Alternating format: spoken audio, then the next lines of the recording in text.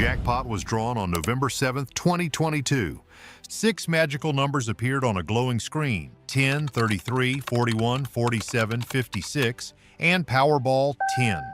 A lottery ticket, a single slip of paper. It held the winning combination, and it would change a life forever. But this wasn't just any lottery. This was the biggest one in U.S. history. The prize, an unbelievable $2.4 billion. That's a B, as in billion. For days, the world held its breath. Every news channel, every blog, every water cooler conversation was about one thing: the missing winner. Where were they? Who were they? Was it a person, a family, a group of co-workers? Rumors spread like wildfire. Was the ticket lost, stolen, or was the winner just too scared to come forward? The silence was deafening. Months passed. The mystery grew. The world waited. Then, on a Tuesday in February 2023, the mystery was solved. The winner's name was finally revealed: Edwin Castro. And that's when the real story began. You might think that winning $2 billion would be a moment to celebrate with the world. A giant smile, a big check, TV interviews, and endless handshakes. But Edwin Castro didn't do any of that. He didn't show up. He didn't pose for a single photograph. He didn't give a single interview. He was, and still is, a ghost. Instead, a team of lawyers and lottery officials gathered in front of cameras. They announced the winner's name, but the winner himself was nowhere to be found. It was a strange, almost cinematic choice. The man who held the most valuable lottery ticket ever simply disappeared. But the details of the prize itself couldn't be hidden.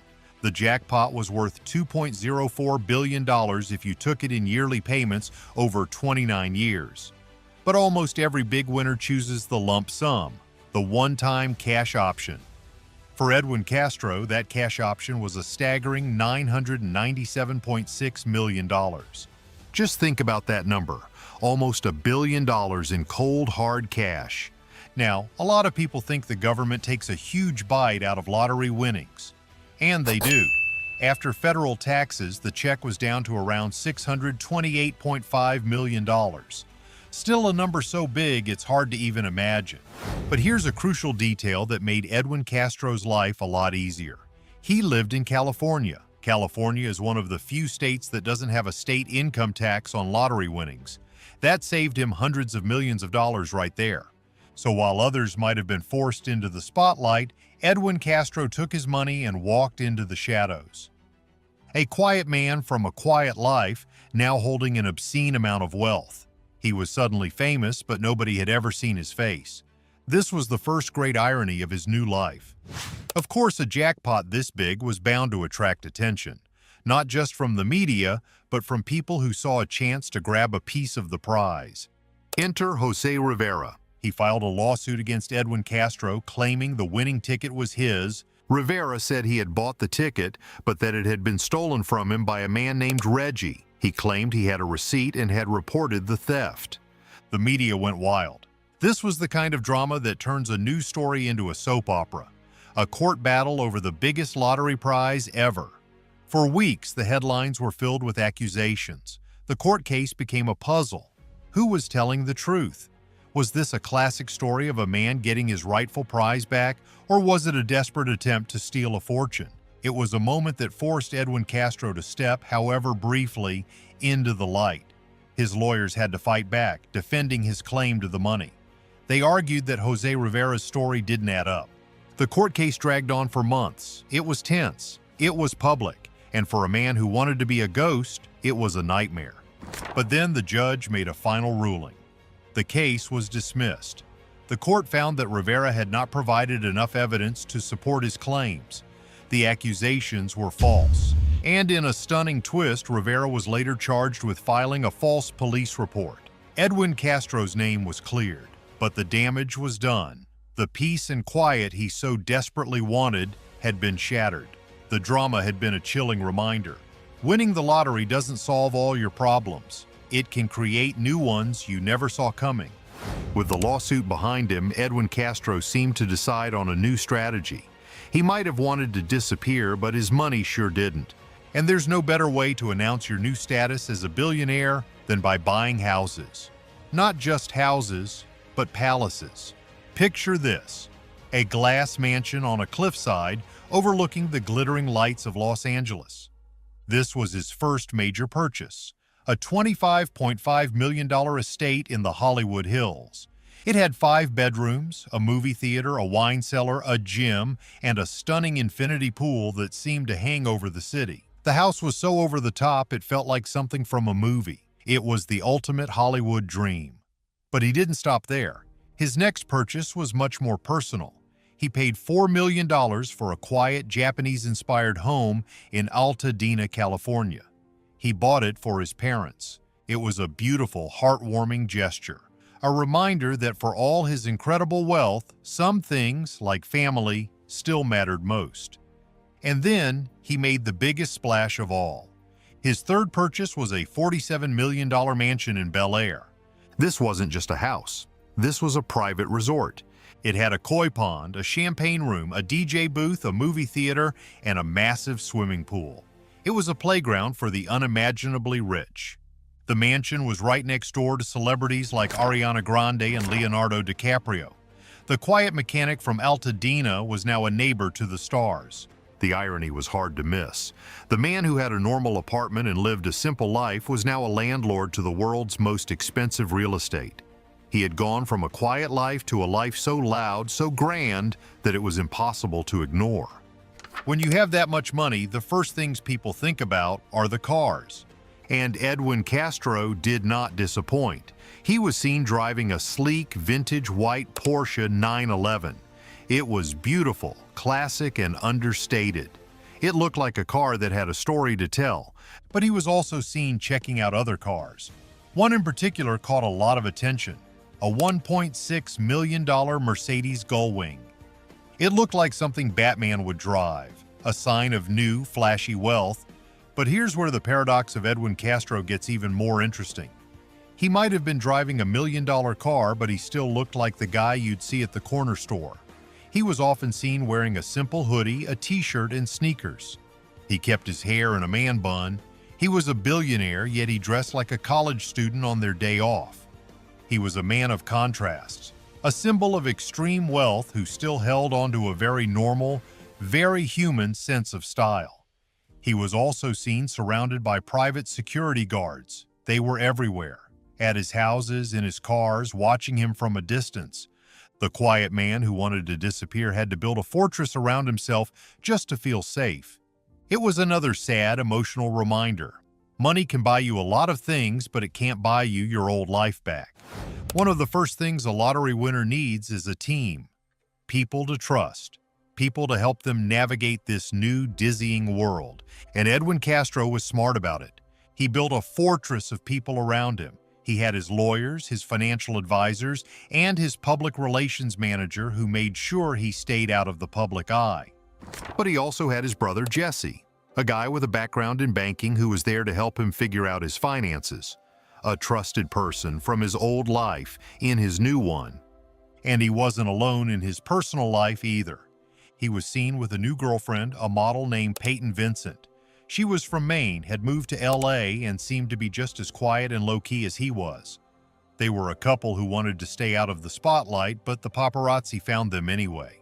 Pictures of them together began to pop up online. For a man who had vanished, he was leaving a trail of breadcrumbs in his wake. He was a mystery to the world, but he was building a careful, calculated inner circle to protect himself and his new life. With more money than he could ever spend, Edwin Castro took his first big trip. He flew to Fiji. But he didn't just go there. He went there to experience something different. He rented out part of a floating bar called Cloud 9. Picture this, a 2-story bar and restaurant floating on the ocean surrounded by clear blue water. It's a place where you can snorkel, lie in the sun, and drink a cocktail. It was a symbol of pure freedom. He wasn't buying another house. He wasn't buying another car. He was buying an experience, a moment in time. Maybe this was a sign of what his new life would be about, not just acquiring things, but living a life of pure adventure, a life of total escape. For every story of a lottery winner, there's 100 stories of a lottery loser. We've all heard the warnings, the lottery curse, the idea that winning a huge jackpot is a one-way ticket to a life of misery. The statistics are grim. 70% of big lottery winners go broke within years. They spend it all on flashy cars, bad investments, and people who want to take advantage of them. Stories like that of Jack Whitaker are famous. He won a $315 million Powerball prize in 2002. It seemed like a dream come true, but it turned into a nightmare of lawsuits, theft, and personal tragedy. He eventually went broke and died a broken man. Experts warn against sudden wealth.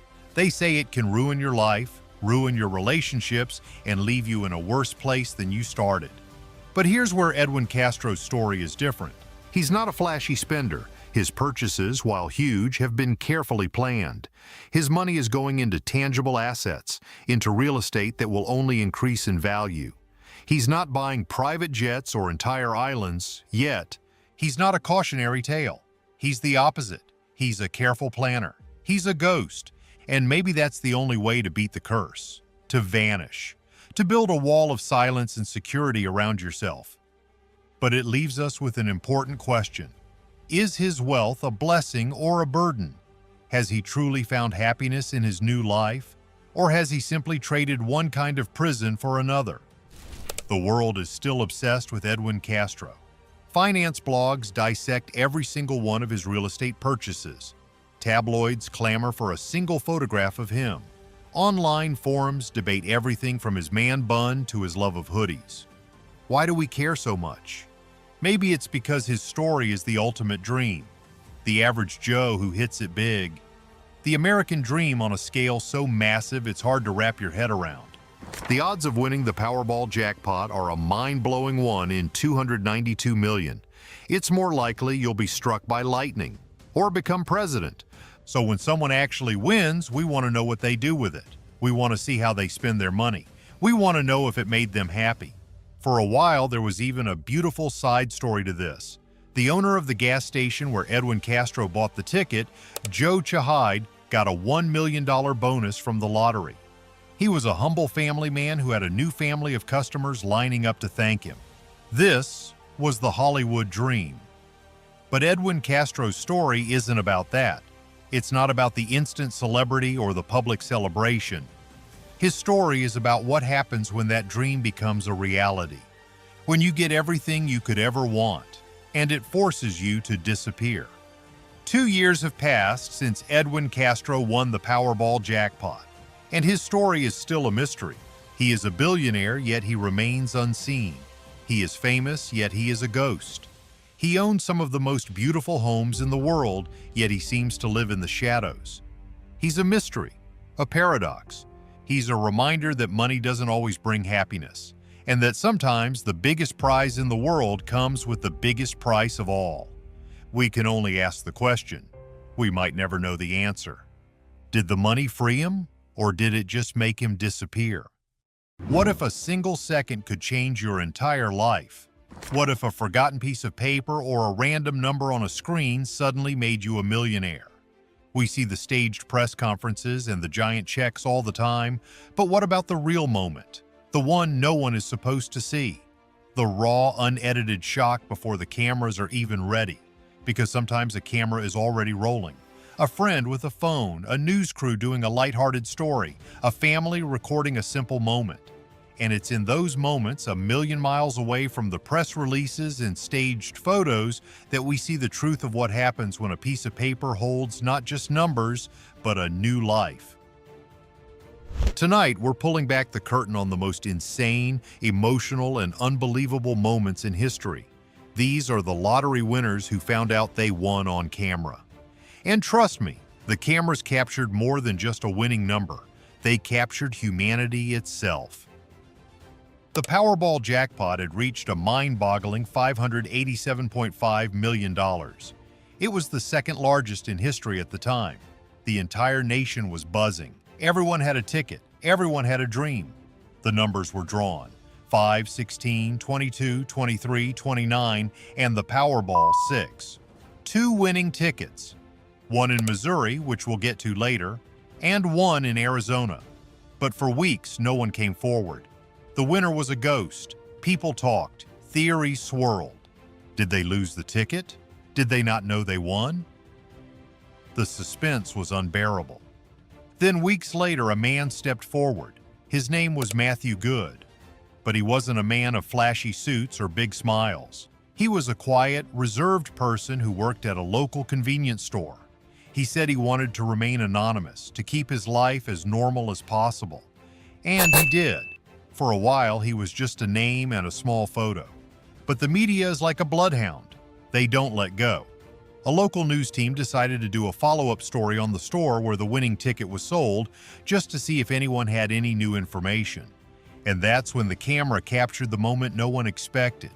A reporter is standing outside the store talking to the camera for a simple, "Where are they now? Peace." Suddenly, a man walks out of the store talking on his phone. He looks right at the camera, hesitates for a second, and then keeps walking. He's wearing a baseball cap pulled low and a simple hoodie. The reporter, completely oblivious, keeps talking. The mystery of the winner still hangs in the air. But the cameraman's trained eye caught something. It was just a glance, a nervous twitch, the way the man's eyes darted away. A week later, the Arizona Lottery finally released a short video statement. The man, the one who wanted to remain completely anonymous, spoke for less than a minute. And his voice, his mannerisms, they were identical to the man who walked out of the store. He was caught. He walked past a camera doing a story about his own secret identity, and he didn't even know it.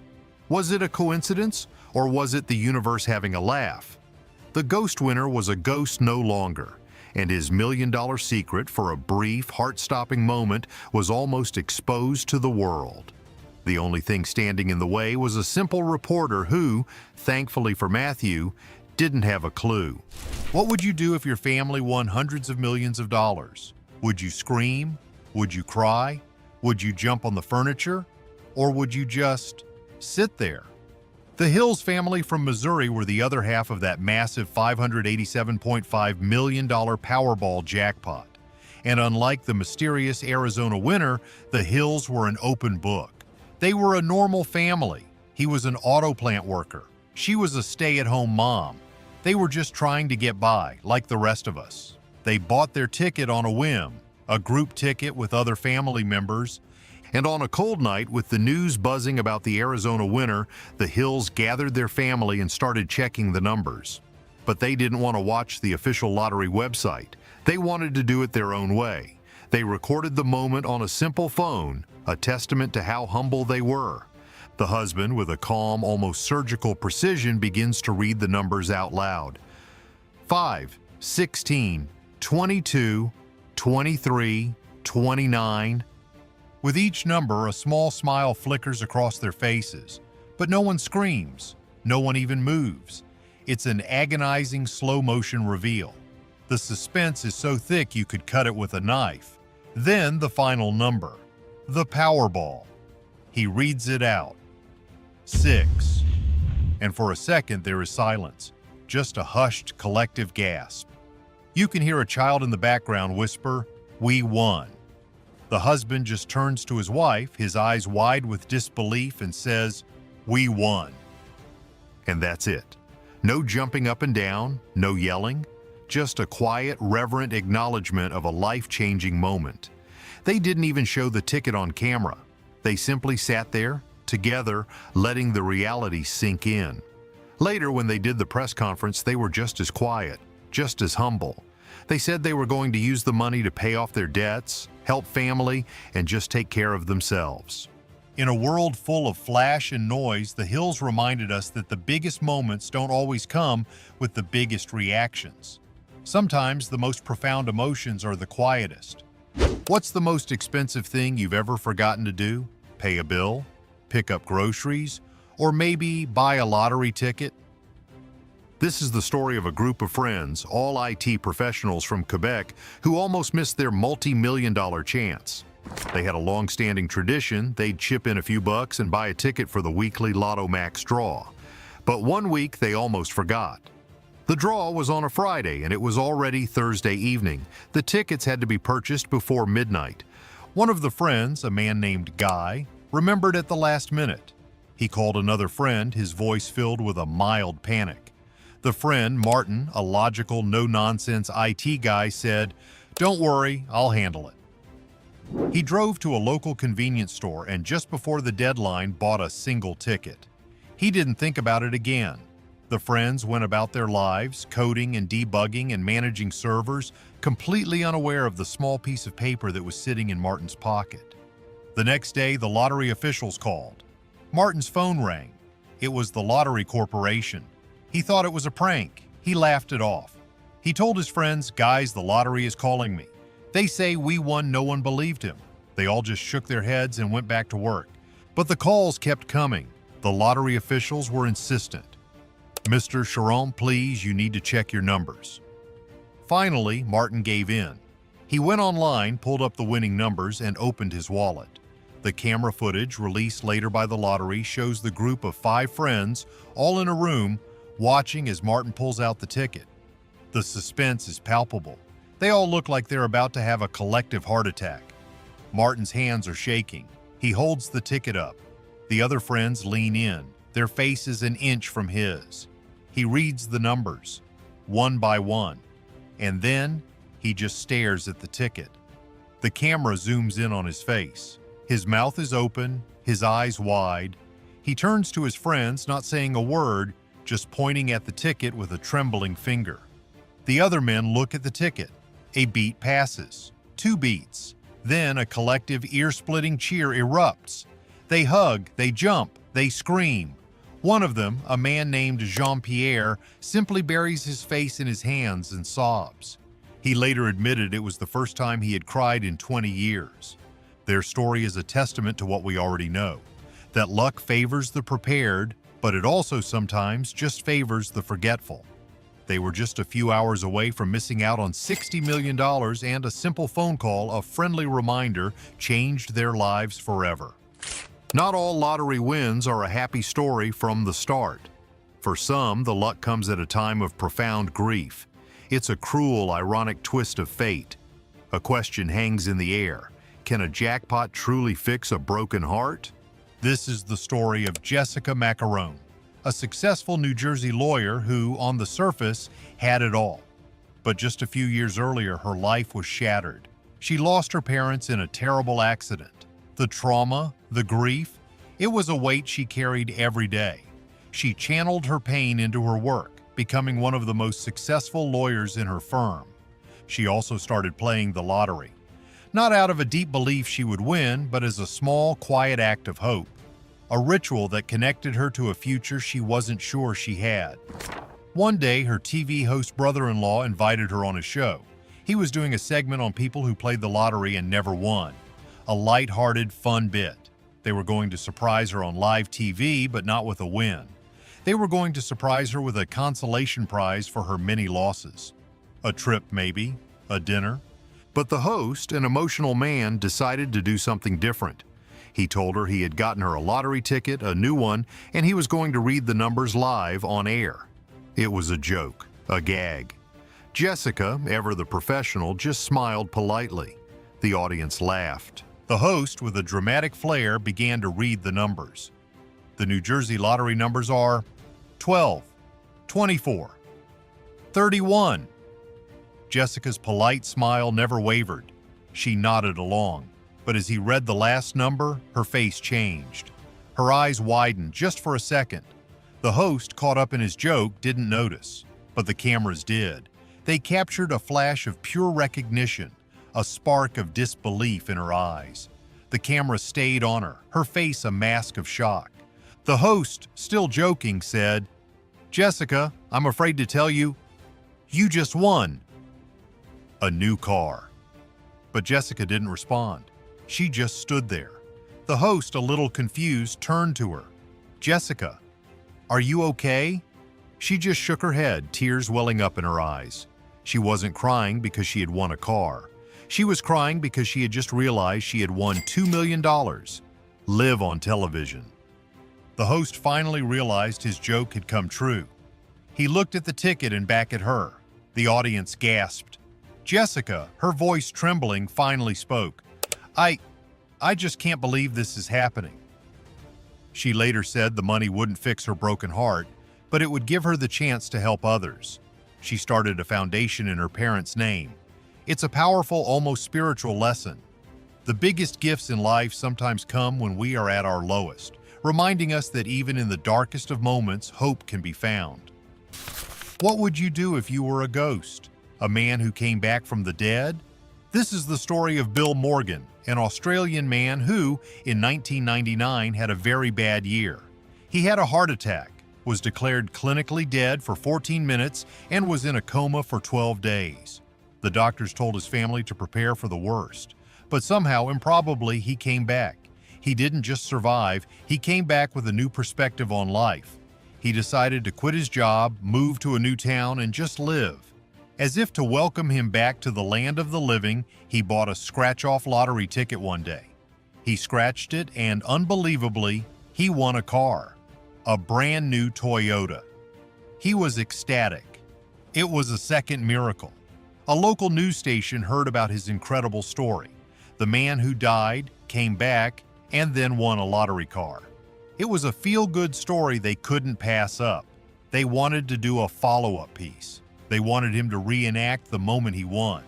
It was a simple request. Bill, just go back to the store and pretend to buy a scratch-off ticket. We'll film you and talk about your incredible luck. Bill, a humble man, agreed. He went back to the store. The camera was rolling. The reporter was ready. Bill, with a half smile, bought a ticket. He scratched it. Not for a story, but just for the fun of it. The camera zoomed in on his hands, his fingers scratching away at the card, and then his face changed. The smile disappeared. His eyes widened. He stared at the card. The reporter, still in character, said, "So, Bill, what are you pretending to win this time?" Bill didn't answer. He just held up the ticket, his hand trembling. He had won. Again. But this time it wasn't a car. It was a staggering $250,000. On camera, as a part of a fake reenactment of his first win. The reporter just stared at him, speechless. The cameraman, a professional, kept the camera steady, but you could hear a small, involuntary gasp from behind the lens. The absurdity of it all was too much. The man who came back from the dead had just won a fortune while pretending to win a prize he had already won. It's a story that feels like something out of a movie. A man gets a second chance at life, and then, while reenacting the luckiest moment of his life, he gets a third. It makes you wonder. Maybe some people are just born lucky. Or maybe, just maybe, life is just one big, ironic joke. Why are these stories so powerful? Why do they grab us and refuse to let go? It's because they're not just about money. They're about that universal human need for hope. For a moment, for a brief, fleeting second, we all get to imagine what we would do. We see ourselves in those faces. The trembling hands of a humble family. The choked-up tears of an emotional lawyer. The simple, quiet joy of a man who just wanted to live. These aren't lottery winners. They're real people, caught in the midst of a real, life-altering moment. A moment that, for better or worse, was captured forever. The camera didn't just record a number, it recorded a story. It recorded a twist of fate, and it serves as a powerful reminder that life isn't always fair, but sometimes, just sometimes, it can be unbelievably, ridiculously, wonderfully lucky. And you never know when a simple, unassuming piece of paper will turn into the most cinematic moment of your life. So what would you do? What would you say? What would your face look like? What would the camera capture? If a camera caught your million-dollar moment, would you hide? Would you scream? Would you cry? Or would you, like the Hills family, just sit there in quiet, beautiful disbelief? Let us know in the comments below. We want to hear your dream come true story. And if you enjoyed this journey into the world of instant millionaires, be sure to hit that like button, subscribe for more unbelievable stories, and share this video with someone who needs a little bit of hope. Because you never know when your luck might turn, and you never know when a simple, unassuming camera might be there to catch it all. Imagine waking up to discover you've just become a multi-millionaire. Your heart races, your dreams explode until one cruel detail takes it all away. Winning the lottery is supposed to change your life forever. But what if I told you some lottery winners never see a penny of their fortune? Whether it's a tiny technicality, a heartless glitch, or bureaucracy gone wild, these true stories reveal the shocking truth behind lottery nightmares. Today, we're exposing real-life jackpot winners who walked away empty-handed, proving once and for all that sometimes the lottery ticket of your dreams could become your worst nightmare. Rachel Kennedy and Liam McCrohan's world stopped when they saw their numbers flash on screen, a massive £182 million jackpot. The young couple had been playing the lottery for weeks, sharing a laugh and a fantasy about what they'd do with a life-changing fortune. When their numbers matched, their minds went into overdrive. They celebrated with family, imagining a future free from financial worry, a new home, and a stable life they could only dream of. But their euphoria crashed to a halt when they called to claim their prize. The lottery representative informed them the ticket was never actually purchased because the automatic payment had failed. The bank had rejected the transaction and the ticket was never formally issued. A tiny, almost insignificant technicality, an automated bank transfer error, was all it took to snatch away a fortune that was so close they could almost touch it. The disbelief and gut-wrenching realization that a simple digital hiccup could cost them everything was a pain they'll never forget. They had the winning numbers, but not the winning ticket. How would you handle a loss so monumental knowing you were so agonizingly close? You think a bank glitch is bad? What about a slot machine with a mind of its own? Katrina Bookman was at a Queens, New York casino when the slot machine screen lit up with a glorious, impossible message. Cash out, $42,949,672.76. She took a selfie with the machine, her heart pounding with the thought of finally pulling her family out of poverty, putting her kids through college, and starting her own business. But her dream was shattered moments later. A casino employee told her the machine had malfunctioned and that her jackpot was gone, replaced with an offer of a complimentary steak dinner. She was told state gaming law prohibits payouts on faulty machines, even if they display a winning amount. The emotional whiplash from thinking you've won nearly $43 million to being offered a free meal is almost unimaginable. Katrina's lawyers fought for years, arguing the casino had a responsibility to ensure its machines worked properly. But the court sided with the casino. It was a cruel reminder that for some, the house always wins, even when you have what appears to be a winning ticket. But sometimes it's not the system that fails you, it's a simple human mistake. For Martin Todd and his wife Kay, a winning lottery ticket was a beautiful dream that quickly became a living nightmare. They had won a massive £3 million jackpot, and for a week they lived in a blissful haze of what-ifs. But their excitement turned to gut-wrenching panic when they couldn't find the ticket. For 6 long months, they frantically searched their house, their car, and their belongings, their hopes slowly fading with each passing day. By the time they realized the ticket was truly gone and finally tried to claim the prize, it was too late. The lottery's 30-day window to report a lost ticket had already passed. They spent the next 6 years locked in a grueling, stressful legal battle, but the rules were unbending, and the courts sided with the Lottery Commission. The agony of knowing they had won the money and had it slip through their fingers for a simple human mistake was a constant, haunting pain. Can you imagine the regret and frustration of losing a fortune you rightfully won, not to a glitch, but to a simple oversight?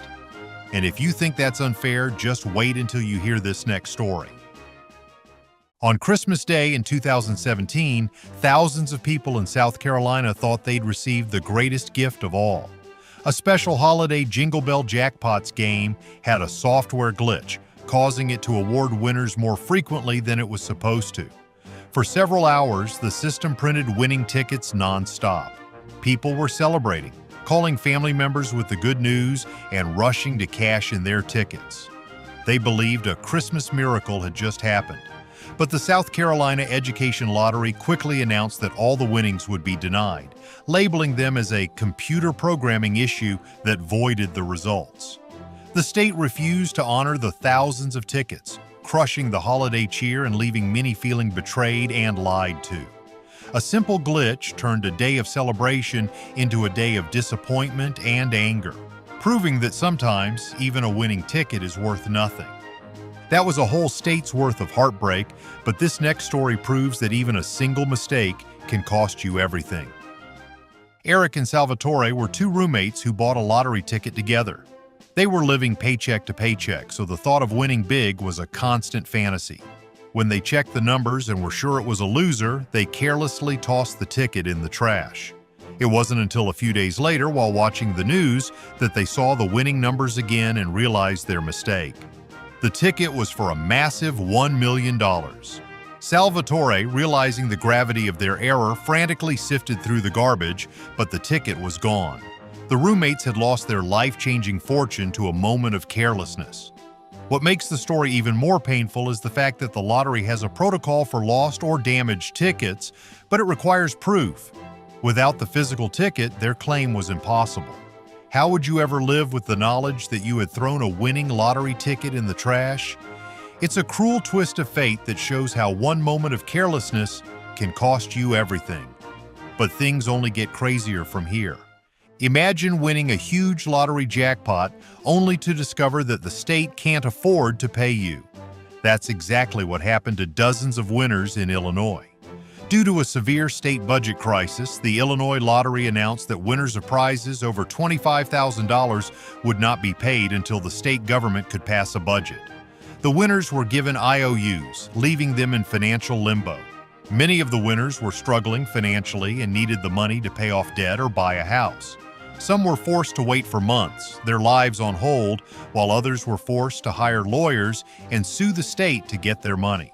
For many, winning the lottery was supposed to be an escape from financial hardship, but instead it became a waiting game with the government, a bureaucratic nightmare that proved a government promise isn't always good enough. You'd think a state government would be the last one to let you down, but what about the lottery's own website? For John Cheeks, it was a moment of pure disbelief. When he checked the numbers on the DC Lottery website, he saw his ticket matched all the winning numbers for a colossal $340 million Powerball jackpot. He was overjoyed, sharing the news with his family and friends, ready to start a new life. But when he went to claim his prize, lottery officials told him there had been a mistake. The winning numbers displayed on the website were actually test numbers that were never supposed to be visible to the public. Cheeks was devastated. He had the winning ticket, but it was all based on a cruel technical error. This story begs the question, what is the responsibility of a lottery system when its own website shows a jackpot winner? For Cheeks, the emotional roller coaster from millionaire to zero was a nightmare. This story proves the lottery's own system can let you down, but in this next case, the winners brought their own doom upon themselves. For Mark and John Ross, their dream of a lottery win was built on a lie. The brothers, who worked at a convenience store, used a stolen debit card to buy a lottery ticket that ended up being worth $5 million. They were thrilled, believing their luck had finally turned around and that they had gotten away with a simple act of theft. They went to the lottery office, claimed the prize, and were on their way to a new life, but their good fortune was short-lived. A few days after claiming the prize, the real owner of the debit card reported it stolen, and police linked the transaction to the Ross brothers. They were arrested and the lottery prize was seized by authorities. Their act of stealing a debit card cost them a life-changing jackpot and landed them in jail. It's a classic case of karma, proving that you can't build a new life on someone else's misfortune. The last story was about people who tried to cheat the system, but this next one is about a system that seemed to cheat its own winner. Veronica Castillo was celebrating her birthday at a casino when a slot machine flashed an incredible message. Bonus prize $8,388,525.96. She was in shock, imagining all the things she could do with that kind of money. She immediately told her family and began to celebrate. But her joy quickly turned to despair when casino staff told her the machine had malfunctioned and the jackpot was invalid. The casino instead offered her a consolation prize of $80. Castillo, understandably, was furious. She had a picture of the screen, a clear sign that she had won, but the casino wouldn't budge. This heart-wrenching story is a stark reminder that in the world of casinos, even when the machine says you've won, it doesn't always mean you'll walk away with the prize. The pain of watching that dream disappear so quickly, replaced by a paltry offer, is a memory that will likely haunt her forever. It's one thing for a casino to deny your win, but what about when the government itself won't let you have the money? Kathleen Lambert's story is a different kind of heartbreaking. She won $1,000 in a scratch-off lottery game, a small but significant amount of money that would have helped her family pay some bills and get by.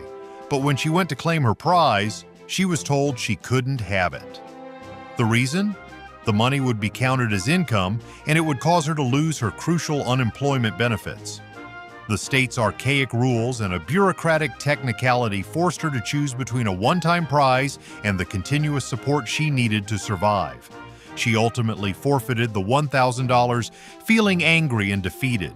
It's a story that highlights the cruel irony of a system that can penalize people for winning a small prize, forcing them to remain in a state of financial hardship to continue receiving benefits. These stories are a gut punch, aren't they? They show us the brutal, shocking reality behind a dream we all share.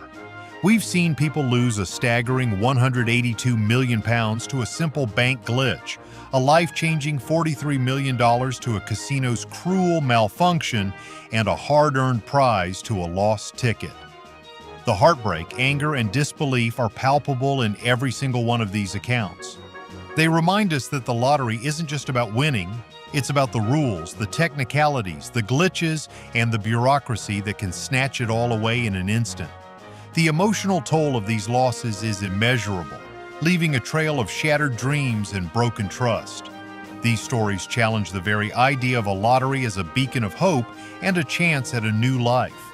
They prove that sometimes winning the jackpot is just the first step in a brand new nightmare. So, is winning really worth it if your dreams can disappear just as fast as they arrive? Now that you've seen lottery dreams shattered, check out what happens when winners actually get the money. Spoiler alert, it's not always a happy ending. Many people dream of winning the lottery. We imagine millions of dollars raining down on us. All our problems would be solved. We could buy a big house, a fast car, and designer clothes. We would never have to work again. But what if that dream turned into a nightmare? Marie Holmes was a young mother of 4.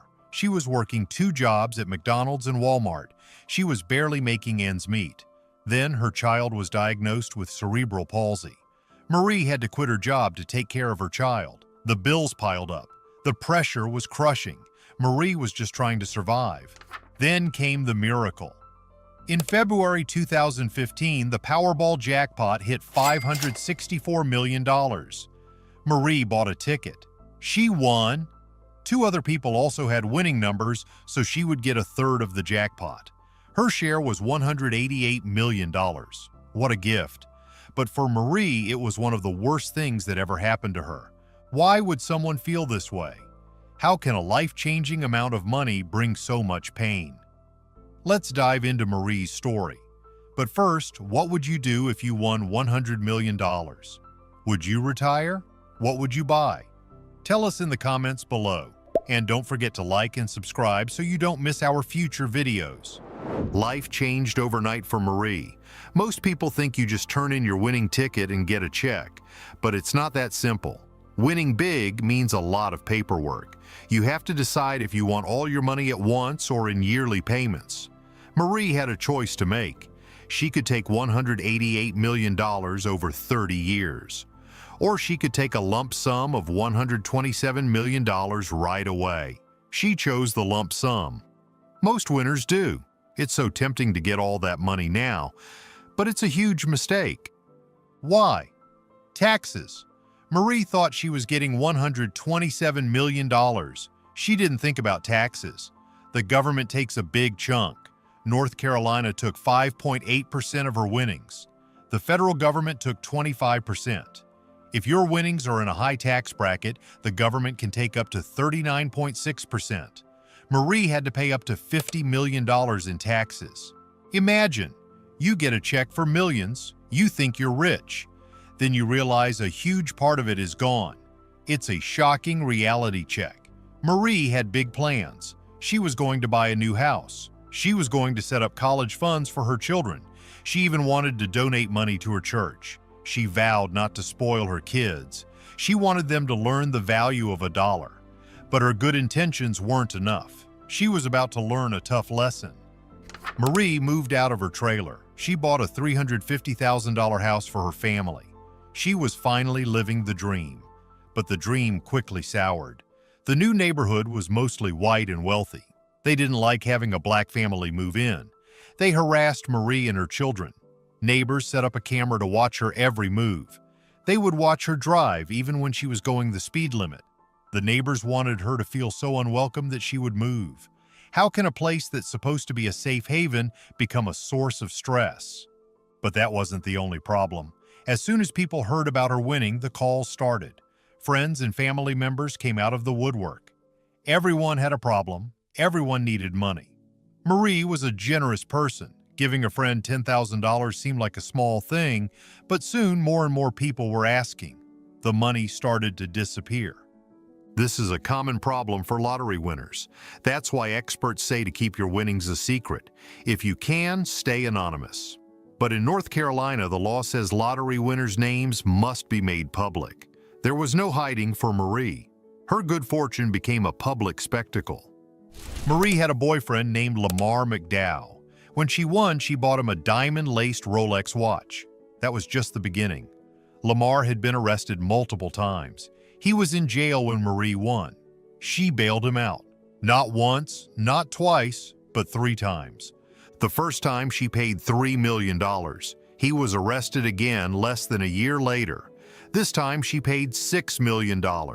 He got arrested a 3rd time. She paid $12 million to get him out. Each time the arrests happened in front of her children. Lamar was taking advantage of Marie's kindness. He claimed he was the father of her youngest child. He said she was doing what was best for their family.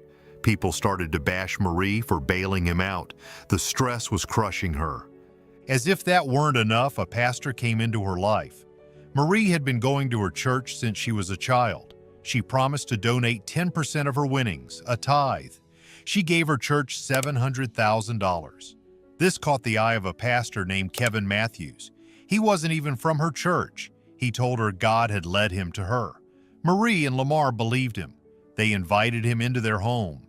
It wasn't long before the pastor showed his true colors. He asked Marie for $500,000 to build a retreat. He claimed she agreed, but there was no written contract. When she didn't give him the money, he sued her for $10 million. The entire project only cost $1.5 million.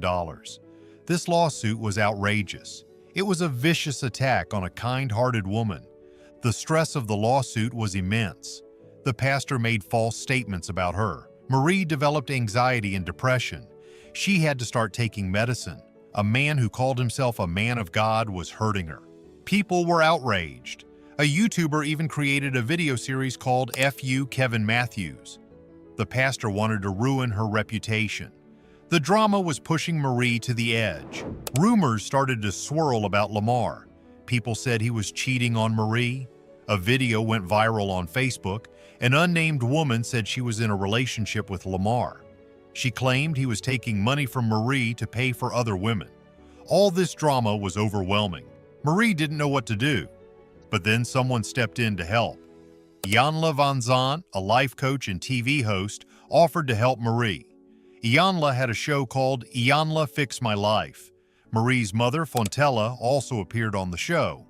She revealed a secret. Fontella was the one who picked the winning numbers.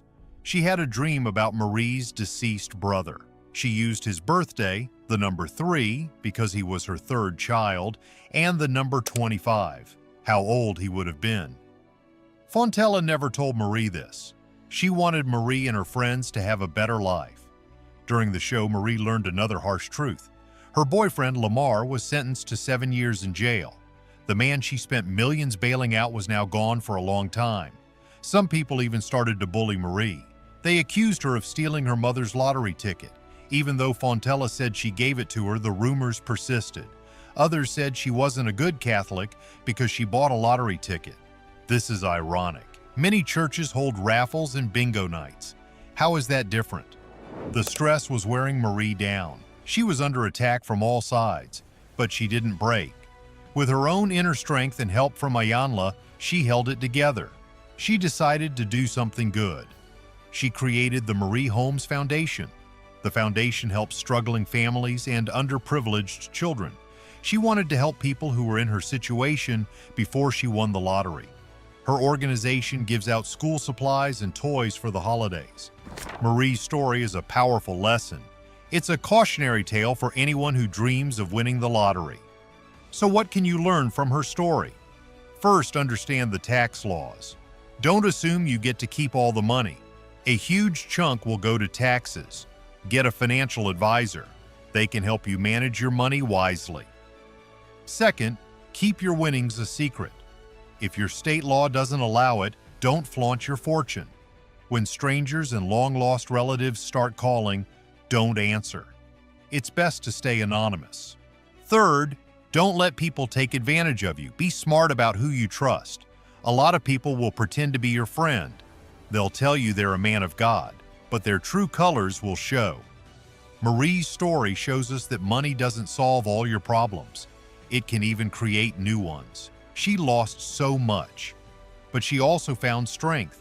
She found a new purpose. She's doing good things with what's left. She still wishes she had never won. Her story is a reminder that the lottery is not always a blessing. It can be a curse. LeBron James makes about $50 million a year. Beyonce? Around $100 million. Drake? Somewhere in between. But one man from South Carolina made more than all of them combined, with a $2 Powerball ticket. His name was Reverend Solomon Jackson Jr., a humble pastor, a quiet servant. Then, in one ordinary moment, everything changed.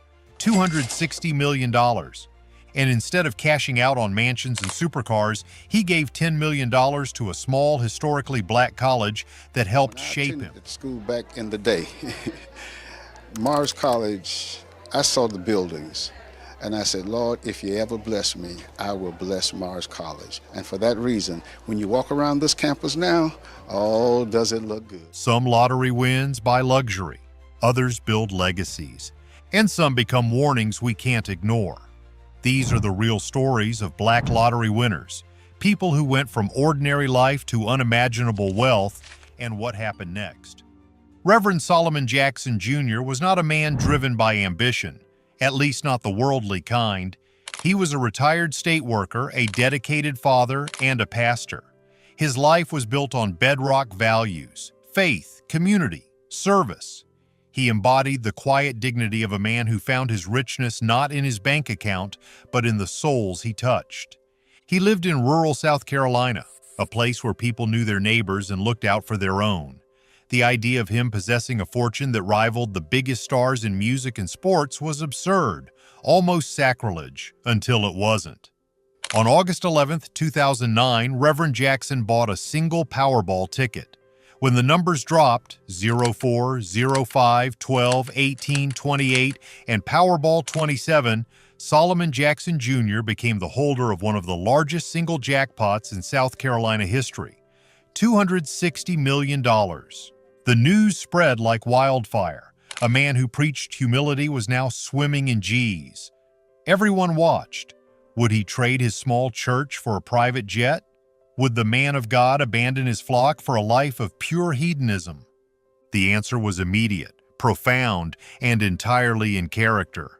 Jackson chose the lump sum payout, which amounted to over $118 million after taxes. It was still an earth-shattering amount, and he knew exactly where a significant portion of it needed to go. His alma mater, Morris College, a small, historically black liberal arts college in Sumter, South Carolina, was struggling. Founded in 1908, it was a vital incubator for black leaders, but like many HBCUs, it faced constant financial pressure. Reverend Jackson delivered a gift that echoed for generations: $10 million. A full circle moment for a former Morris College student turned mega donor for the school. Dr. Solomon Jackson Jr. was honored with a portrait today after donating $10 million to the school. This wasn't just a donation, it was a rescue. It was more than a check. It was a statement that faith, education, and community were the real currency of a rich life. The money was used to build an endowment, secure the future of the college, and ensure that the next generation of leaders had a place to call home. Jackson understood that $260 million would eventually run out. But an investment in education and people, that's infinite. He bought a beautiful home, yes, and provided for his family, absolutely. But his first, most public act cemented his legacy not as a lottery winner, but as a devoted servant. His story became the blueprint for responsible, purposeful winning. He didn't just gain money, he gained a new mission. And I have to say, both Darcy and I know Solomon Jackson Jr. Yes. very well.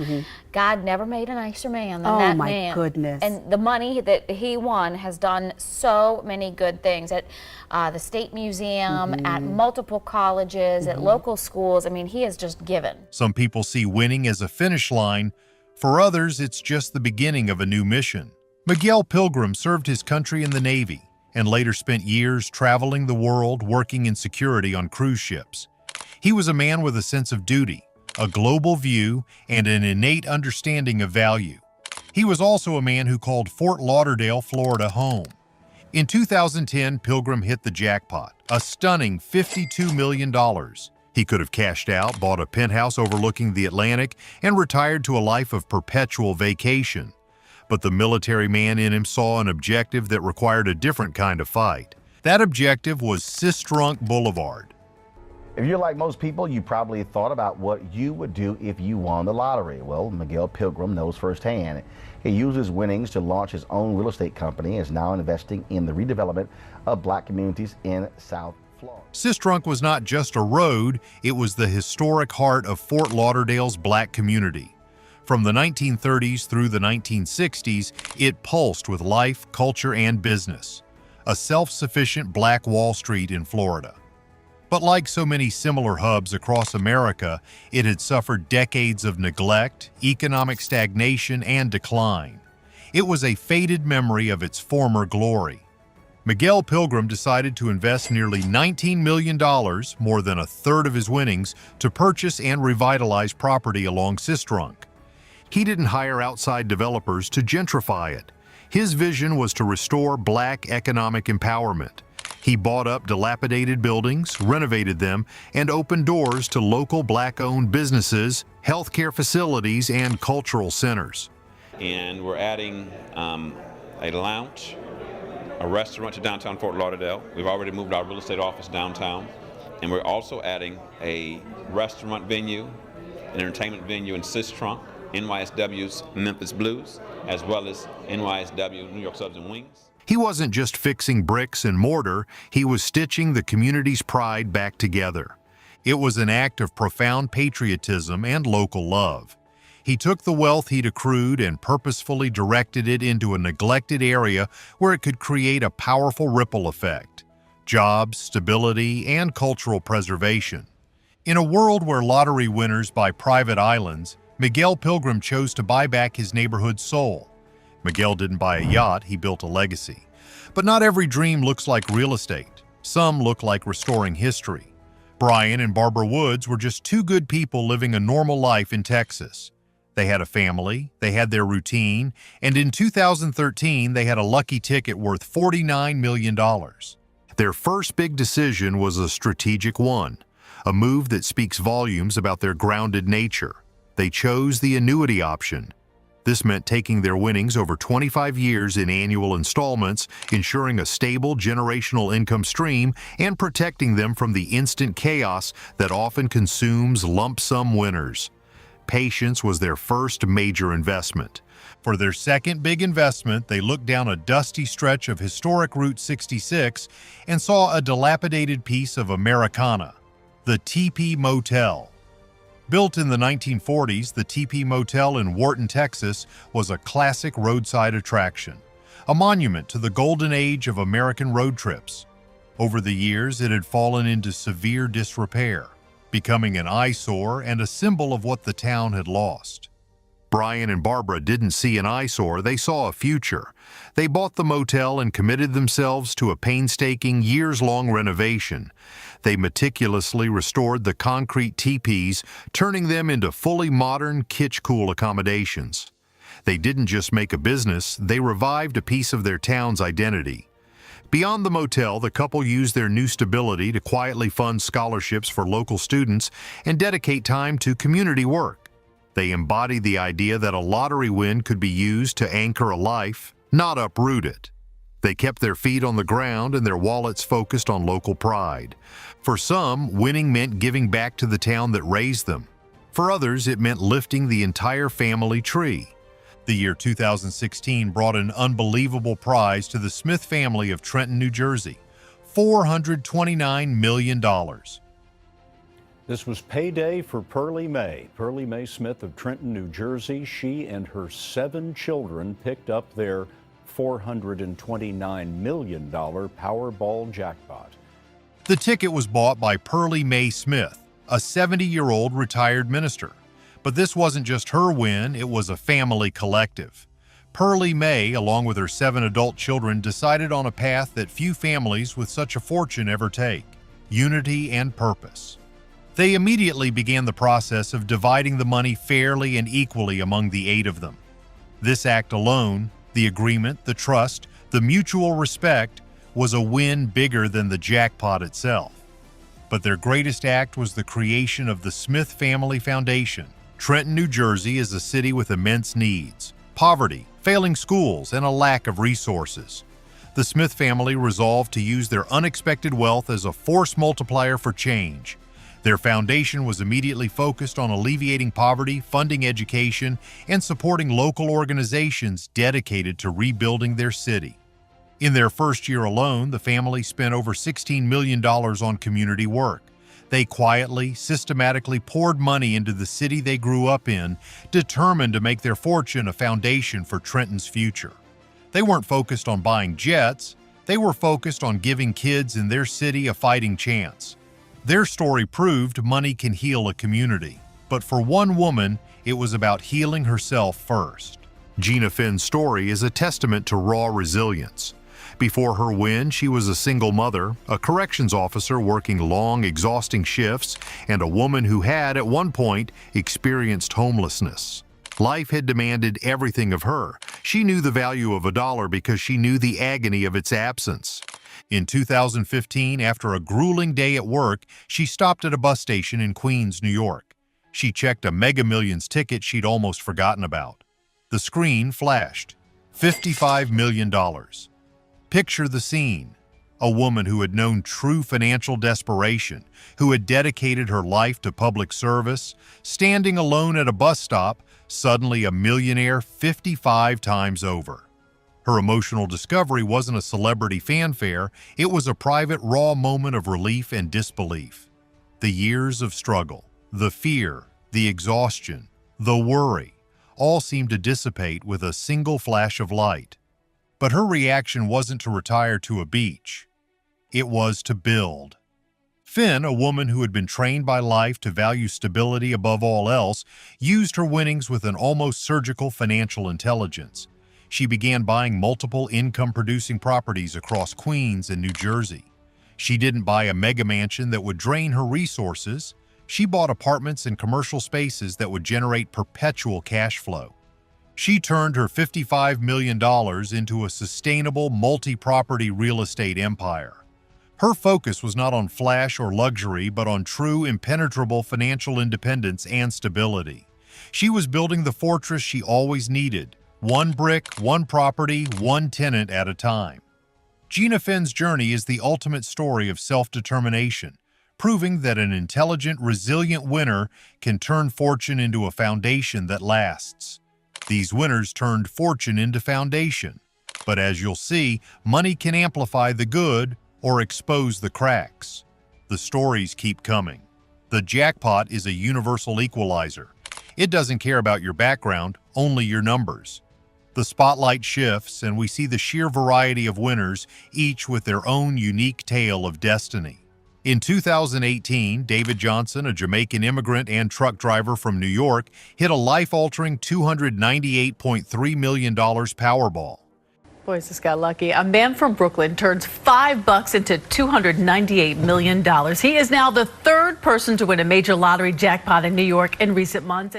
He kept driving his truck for a week after he won just to finish his route. A man of quiet responsibility, he swiftly hired a team of advisors and transitioned from the pavement to smart investment. His first words of public advice? Be humble and take it slow.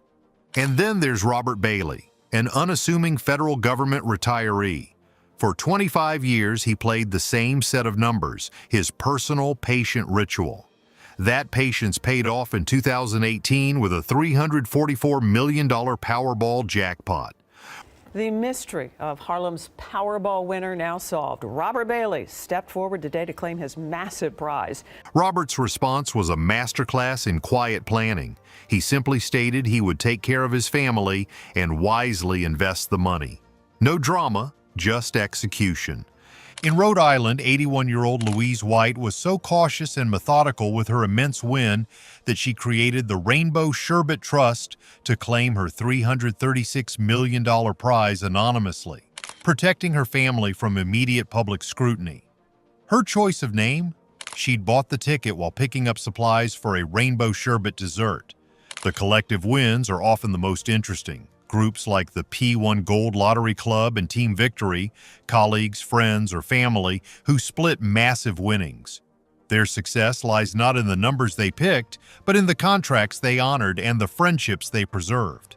We see the heartwarming local wins. Loretta Brown took home $71.6 million on a scratch-off. His wife's reaction captured forever in his simple, unforgettable quote, "I called her up and said, 'We have a situation.'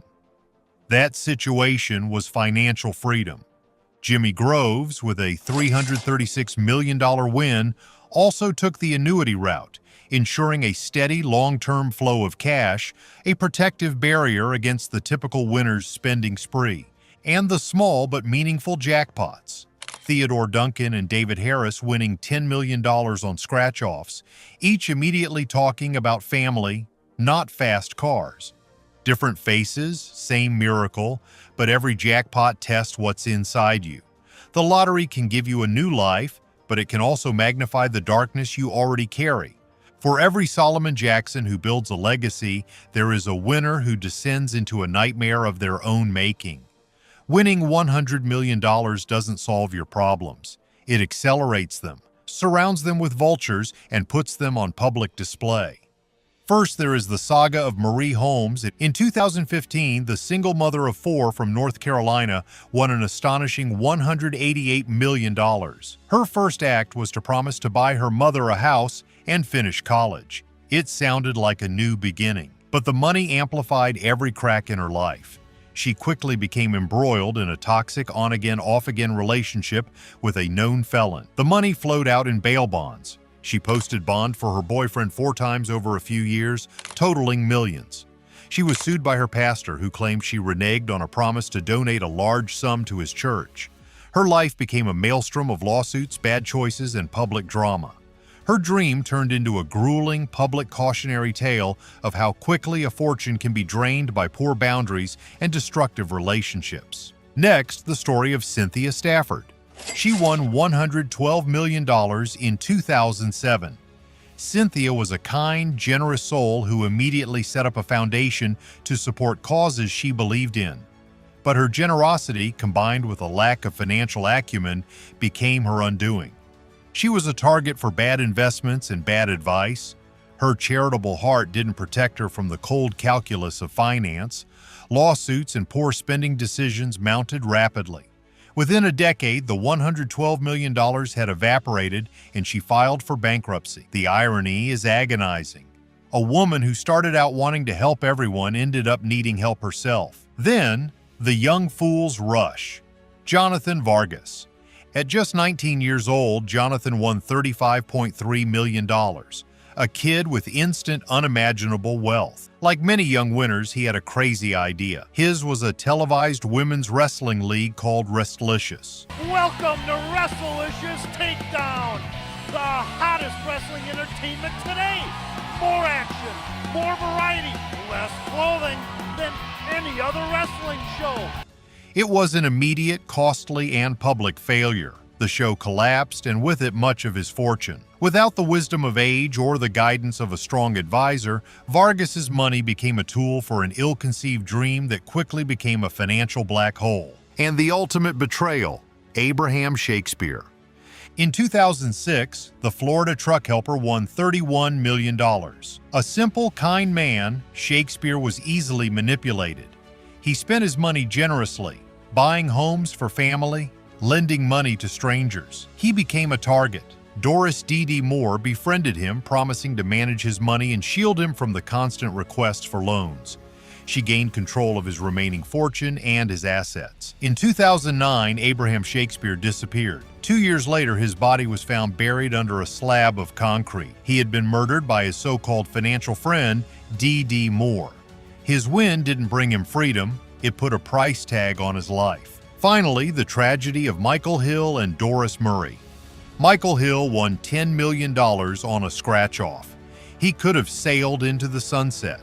Instead, in 2014, he used his newfound wealth to indulge his demons. He was convicted of murdering his girlfriend and was sentenced to life in prison.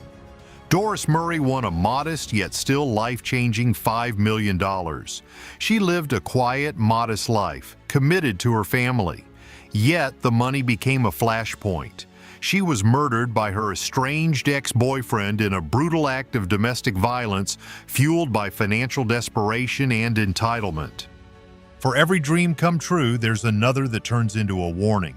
Because money doesn't change who you are, it reveals it.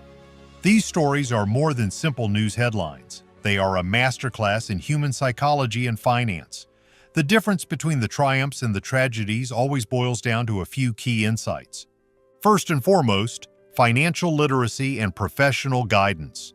The winners who survived, the Solomons, the Miguels, the Smiths, did one thing consistently. They hired a team. They sought out experienced tax attorneys, financial planners, and wealth managers who specialized in windfalls. They treated the money like a new, demanding job, not a golden ticket to immediate retirement.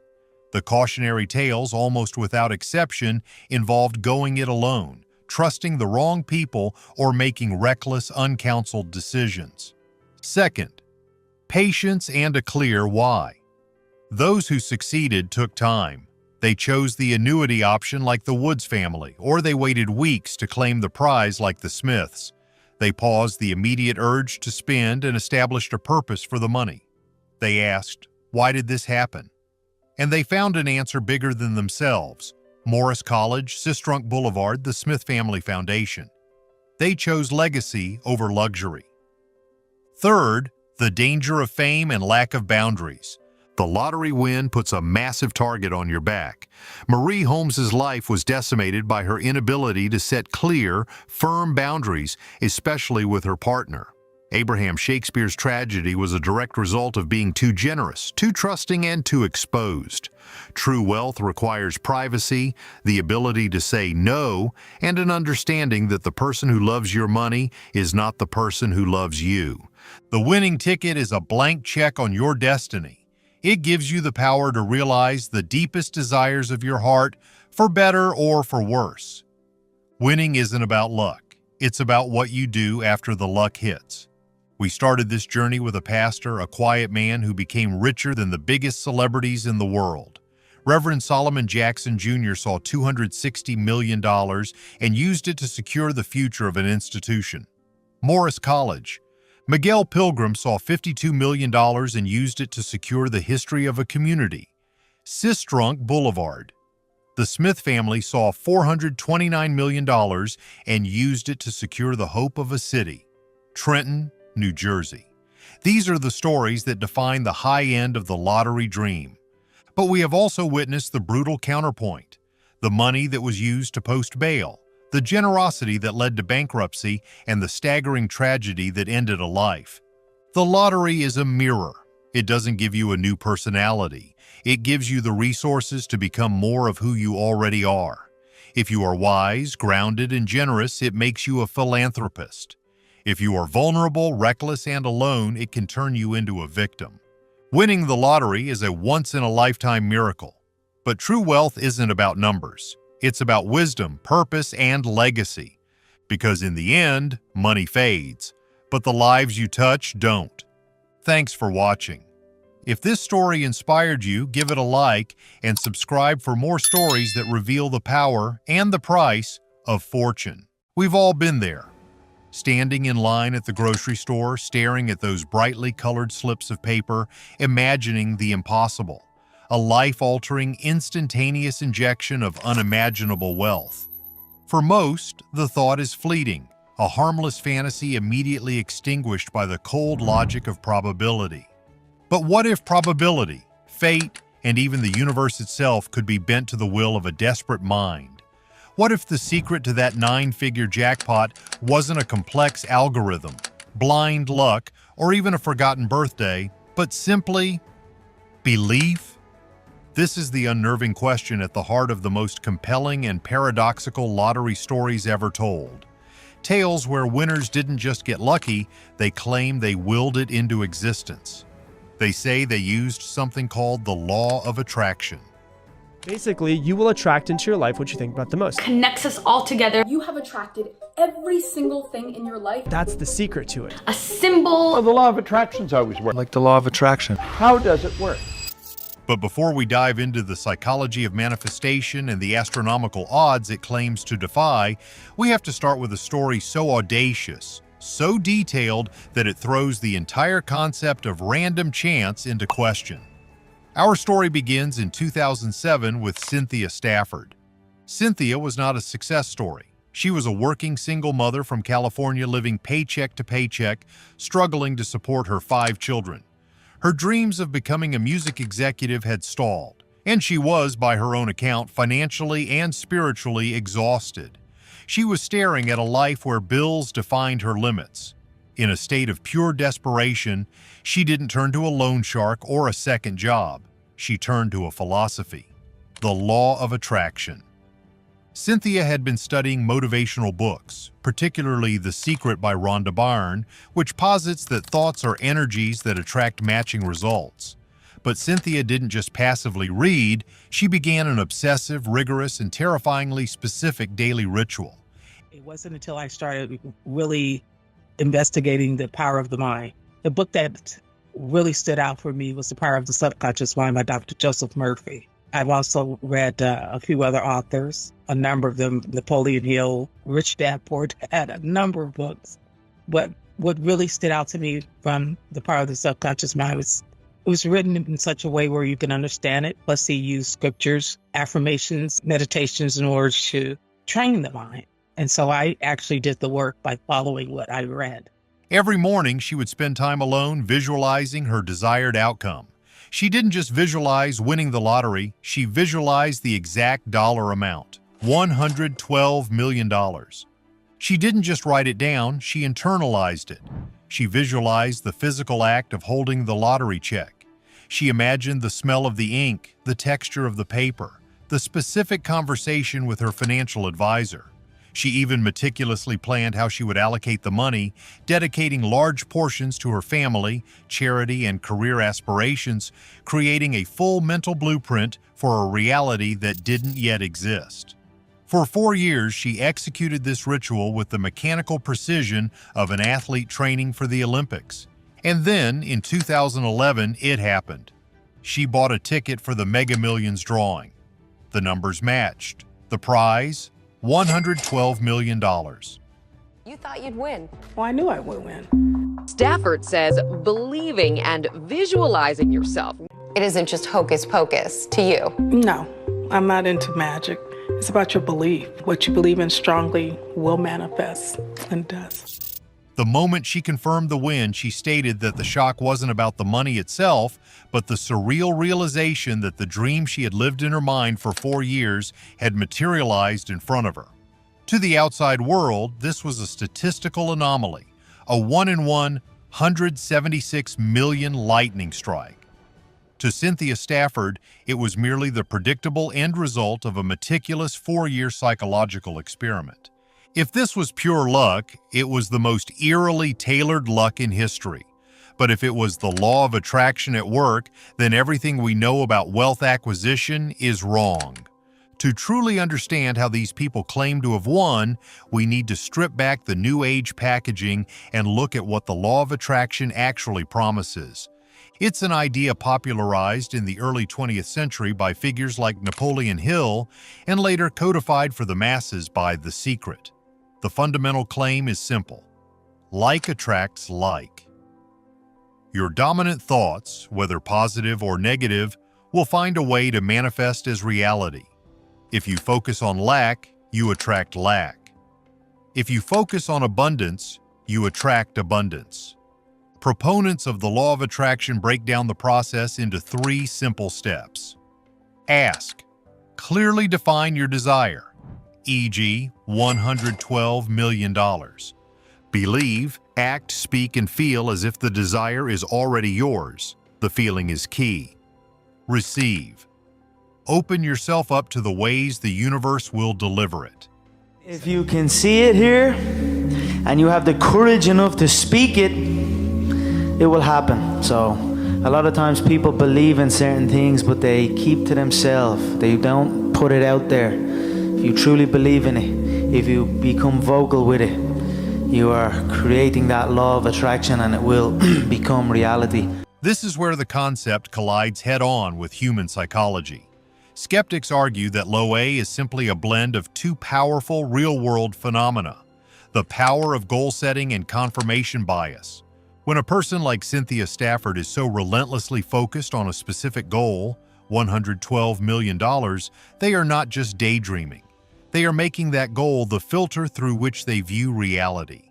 Every seemingly random event, every coincidence, every forgotten moment of intuition that leads them to a specific convenience store or a specific set of numbers is retrospectively viewed as a sign, a piece of the universal puzzle designed to deliver their prize.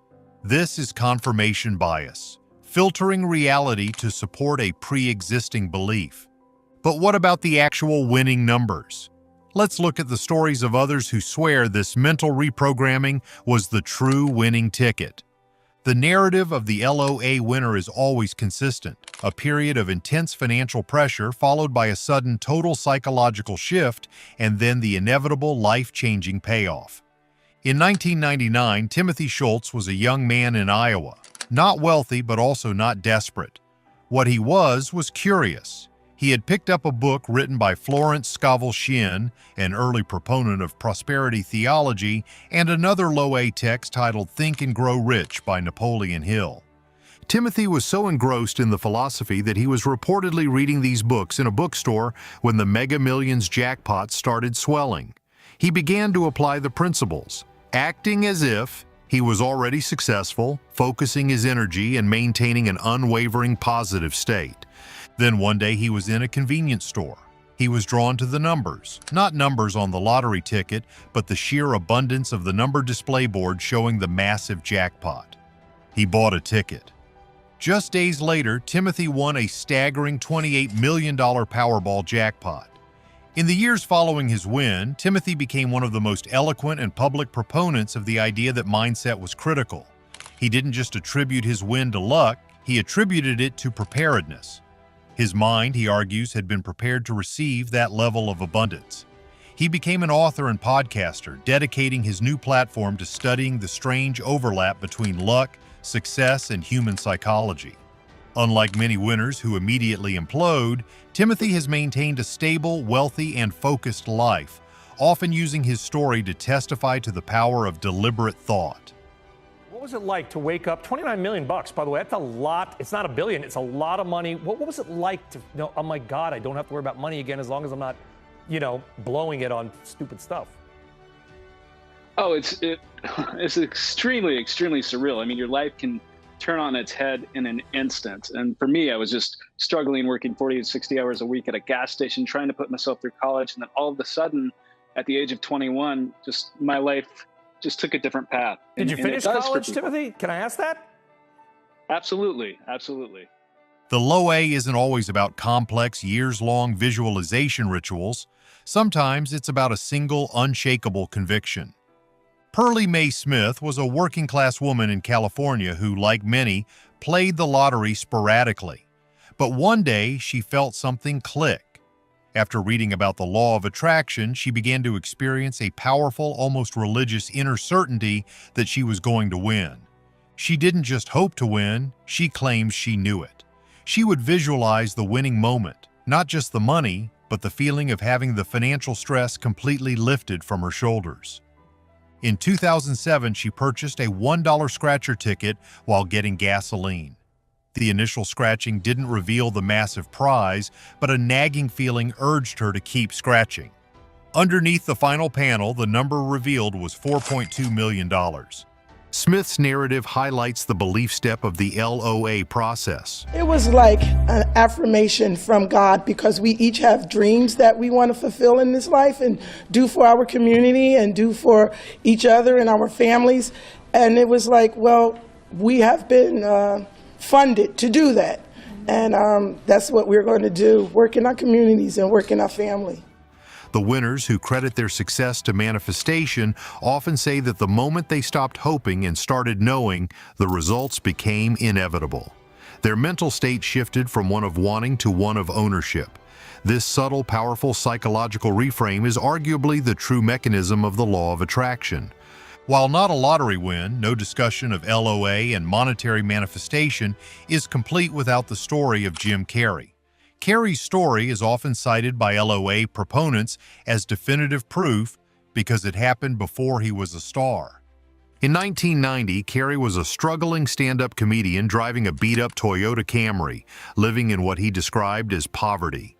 He was talented, undeniably funny, but completely unable to break through the industry's glass ceiling. One evening, he drove his car up to the Hollywood Hills, overlooking the sprawling lights of Los Angeles.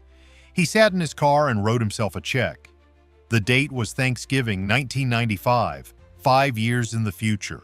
The amount, $10 million. The memo line, for acting services rendered. He folded the check and put it in his wallet. He carried that piece of paper, a physical representation of his $10 million conviction, for 5 years. He was acting as if he was already a multi-millionaire actor. By 1995, Carrey was the biggest comedic star on the planet, having delivered back-to-back mega hits like Ace Ventura, Pet Detective, and The Mask. Just before Thanksgiving 1995, he learned he would be paid a guaranteed $20 million for his role in The Cable Guy. His original $10 million check was a conservative estimate. When his father passed away, Carrey ensured the check, the physical proof of his mindset, was slipped into the casket. The stories are compelling, but they only represent half the equation. For every person who writes a check and wins $10 million, there are millions who write the same check and remain broke. This brings us to the inevitable counterpoint, the hard, cold statistical reality that the law of attraction is trying to negate. The law of attraction is a great story, but the law of probability is the undisputed governor of the lottery. For the MegaMillions, the game Cynthia Stafford won, the odds of winning the jackpot are approximately 1 in 302.6 million. To put that into perspective, you are far more likely to be killed by a falling vending machine or to be dealt a perfect hand in a game of bridge. What the law of attraction conveniently ignores is the staggering reality that millions of people are visualizing, praying, meditating, and knowing they will win the lottery every single week. The vast majority of them are not rewarded. Their visualizations, their positive energy, their relentless belief, all are met with the same statistical indifference. The narrative of the low-A winner only exists due to survivorship bias. We only hear the triumphant stories of Timothy Schultz and Cynthia Stafford because they are the tiny, minute fraction of believers who also happen to hit the statistical anomaly. The millions of non-winners are the data that never makes it into the self-help books. The true test of the law of attraction is not whether it can help someone win the lottery, but whether it can help them survive the win. Lottery wins are notorious for being a cursed blessing. Within a few short years, a disproportionate number of winners end up divorced, broke, or victims of tragic circumstances. Does the same mindset that manifested the money protect them from the consequences of sudden, unearned wealth? The answer, historically, is a resounding no. Take the story of Neil Wanless, who won a massive $232 million MegaMillions jackpot at the age of 23. While Wanless never publicly credited the law of attraction, his initial belief in his future was a powerful, positive visualization.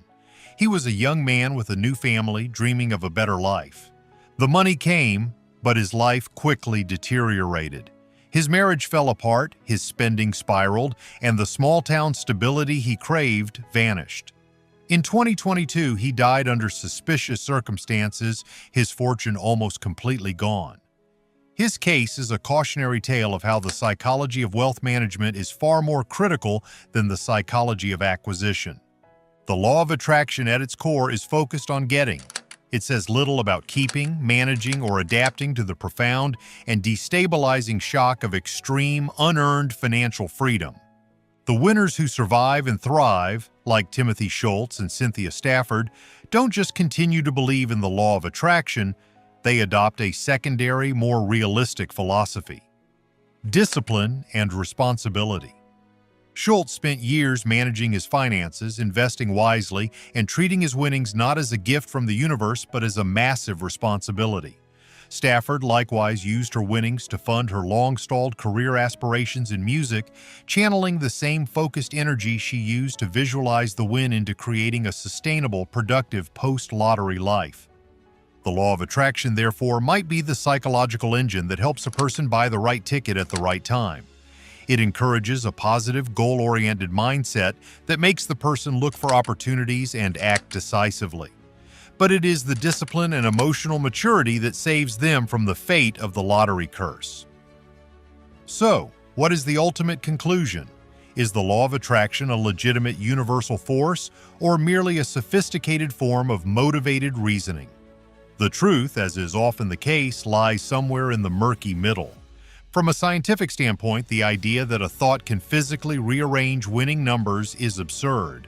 However, from a psychological and behavioral perspective, the law of attraction is an incredibly powerful tool for self-improvement. When a struggling mother like Cynthia Stafford spends 4 years knowing she is a millionaire, she fundamentally changes her internal operating system. She stops acting like a victim of circumstance and starts acting like the CEO of her own destiny. She becomes more observant of opportunities. She becomes less risk-averse, like buying that ticket in the first place. Most importantly, she approaches the world with a sense of calm conviction rather than frantic desperation. This shift in mental state is attractive to other humans, and it can certainly change a person's behavior, making them more likely to succeed in traditional endeavors. When this shift is combined with the incredibly remote statistical probability of a lottery win, you get the dramatic, unbelievable stories that we've covered today. The real secret of the law of attraction isn't about universal magnets, it's about focus. It is about taking the crushing weight of reality, the debt, the hopelessness, the failed dreams, and replacing it with a singular, vivid, and highly specific goal. For the vast majority of people, the power of this focus will help them start a business, land a better job, or meet the right person. But for a select, statistically negligible few, that focus intersects with the 1 in 300 million moment, and the universe delivers the ultimate proof of concept. It's a powerful idea that the deepest desire in a human mind is sometimes enough to shake the foundations of fate itself. Whether you call it manifestation or simply the ultimate self-fulfilling prophecy, the fact remains that some of the biggest lottery jackpots were, according to the winners themselves, not won by chance, but by design. What do you think? Did Cynthia Stafford and Timothy Schultz truly manifest their fortunes, or were they just the luckiest people to ever believe in a good story? Let me know in the comments below. I once watched an interview with a man named Terry Dill. Terry was an 18-year-old student barely out of high school when he walked into a convenience store and bought a lottery ticket.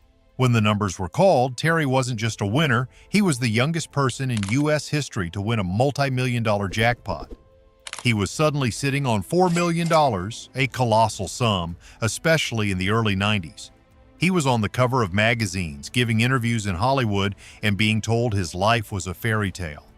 Fast forward less than a decade, and Terry was working a maintenance job, living out of a cramped trailer 5 days a week, and eating nothing but peanut butter and jelly sandwiches to survive. The money was gone, all of it. His experience is one of the most brutal cautionary tales in American history, and it perfectly encapsulates the strange, often devastating reality of what happens when the dream of instant wealth suddenly becomes real. Because for nearly all of us, winning the lottery is the ultimate fantasy. It's the moment the impossible becomes possible, where every debt is erased, every dream house built, and every working hour made optional. Yet, for a shocking number of winners, some reports suggest nearly 70%, that wealth is gone within a few short years. They end up financially ruined, and often their personal lives are in pieces. Today, we're diving deep into the destinies of lottery winners. We'll look at the new millionaires who managed their fortunes, the rebels who kept their simple lives, and most importantly, the people who were completely destroyed by the very thing they thought would save them. The very first subject in our story is the ultimate example of the lottery curse, and that's the aforementioned Terry Dill. Terry was a young man with ambition, a good heart, and absolutely zero financial education. The U.S. lottery system, unlike many in Europe, provided him with no mandatory advice, no financial planning team, just a giant check and a handshake. He was left alone to manage millions. And when you're 18 and you suddenly have the financial power to conquer the world, as he put it, ambition often outweighs prudence. Terry's big mistake wasn't buying a sports car or throwing parties, though he did some of that. His mistake was a business one, which is arguably the most common mistake for new millionaires. He saw a chance to leave a legacy, to build something big, and he sunk a massive chunk of his money into building a beautiful hotel. But here's the brutal twist. His lawyer failed to secure the property rights to the land. As soon as the hotel was finished and ready to open, the registered landholder immediately kicked Terry out. In one single catastrophic legal error, years of his fortune were wiped out.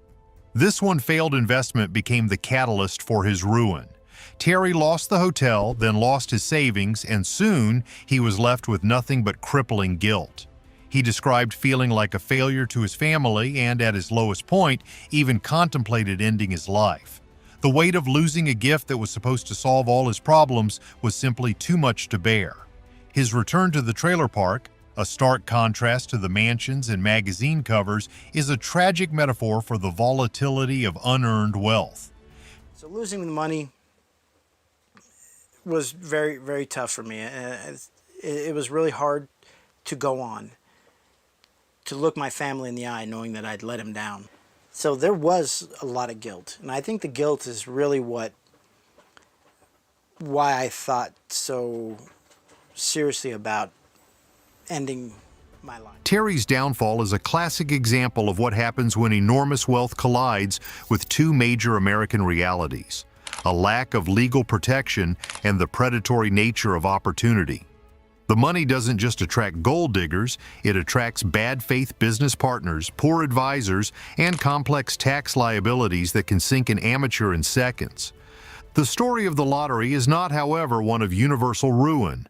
The contrast provided by those who survived and thrived offers a blueprint for how to handle a financial windfall, even if their lifestyles aren't as simple as Christian Bale's or Mark Zuckerberg's.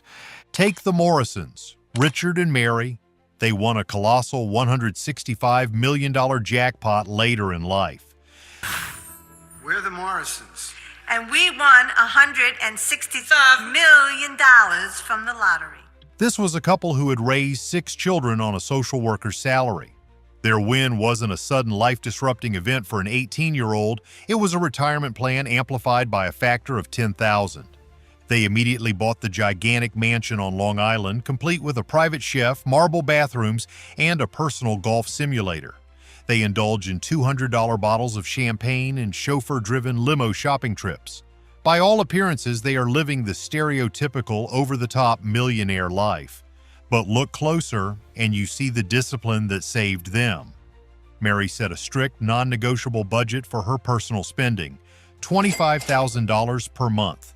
For a millionaire, this acts as a critical safety barrier. It allows for opulence, jewelry, designer clothes, but prevents the bottomless, reckless spending that bankrupts people. More importantly, they employed a specialist lawyer, Michael Solomon, whose sole job was the protection of their financial assets. Solomon explicitly tells them, there's story after story after story about people who have won the lottery and unfortunately end up with nothing at the end. The Morrisons treated their winnings like a business. They immediately paid the government its 50% tax share. They managed their assets, invested in real estate with legal guidance, and crucially, protected their children from the wealth by ensuring their grandson understood he needed a career of his own. The final act of their stewardship is philanthropy. They've given away over $5 million to charities supporting an equestrian center for children with special needs. They use their wealth not just to indulge, but to become recognized, respectable benefactors, a step that solidifies their place in the American elite. Then there is the rare breed of winner who manages to achieve the ultimate goal: freedom without the gilded cage. Meet Dennis Sanfilippo. Dennis was a construction worker when he won $30 million in 1992. I'm Dennis Sanfilippo, and I won $30 million in the lottery. He is the ultimate rebel millionaire, the antithesis of the Long Island elite. He still attends the Sturgis Motorcycle Rally, not in a luxury RV, but staying in a messy mobile home at the town's campsite. His favorite part of waking up? Seeing his custom $60,000 motorcycle right outside his door. His appearance is pure rocker, a Giants cap, a thick gold chain, and a love for the biker life. But his mind is pure finance. Dennis's genius lies in his philosophy. He uses his wealth to finance his passions, not inflate his ego. His real estate purchase? A lakeside home that is not the most fanciest house on the lake. Look at all these beautiful homes here on the lake. They're all $1 million homes. And to be able to live next door to this kind of thing is incredible. I would have never thought in my lifetime that I would end up living in a place like this. But it works for me. But the real mastery is in his purchasing habits. While other winners blow $250,000 on a new Ferrari that depreciates the moment it leaves the lot, Dennis invests in rare, appreciating assets. He owns a 1992 Dodge Viper, number 2 off the line, with Arnold Schwarzenegger owning number 1, and a 1940 Mercury convertible. He even owns a 1969 Rolls-Royce, the year he graduated high school, which he named Lotto Luck. His investment logic is bulletproof. Most of these people that win the lottery will go out and buy a brand new Ferrari and pay $300,000 for it, and when they walk out the showroom, they just lost $100,000. Older cars seem to appreciate and hold their values better. And his lifestyle, though lavish in its own way, is grounded in self-awareness. He checks in with his financial advisor twice a day. He is a bon vivant, a man who loves his toys and the thrill of the stock market, but he never loses sight of the fact that the money needs to be managed to sustain his ultimate freedom, riding his bike on the open road. He is a testament to the idea that money doesn't have to change who you are. It can simply allow you to be more of who you are without financial restraint. But the line between responsible spending and self-destructive indulgence can be thin, as shown by another winner, Billy. Billy won $9 million and, with his partner Curtin, completely transformed his life in Jacksonville, Florida. They went from minimum wage jobs to champagne breakfasts and luxury SUV ownership. For Billy, the newfound wealth was an opportunity for a complete physical overhaul. Curtin, a former phone salesman, quit his job and became a full-time bodybuilder, spending $3,000 a month on supplements and vitamins alone. Billy followed suit, getting his teeth done, Botox, and planning liposuction and stomach contouring, a combined cost of $16,000. This is where the financial pressure begins to build. When your self-worth and social success become tied to constant, expensive physical transformation, the money becomes a necessary fuel. Curtin, no longer constrained by a salary, quickly spirals into a cycle of car flipping. In barely a year, he changed his car 5 times. He aggressively pressures Billy to contribute to a new $40,000 vehicle, forcing Billy to step in and set a hard limit, agreeing to contribute only $10,000 if Curtin sells his current car. Today is a great day for buying a new car, an expensive new car.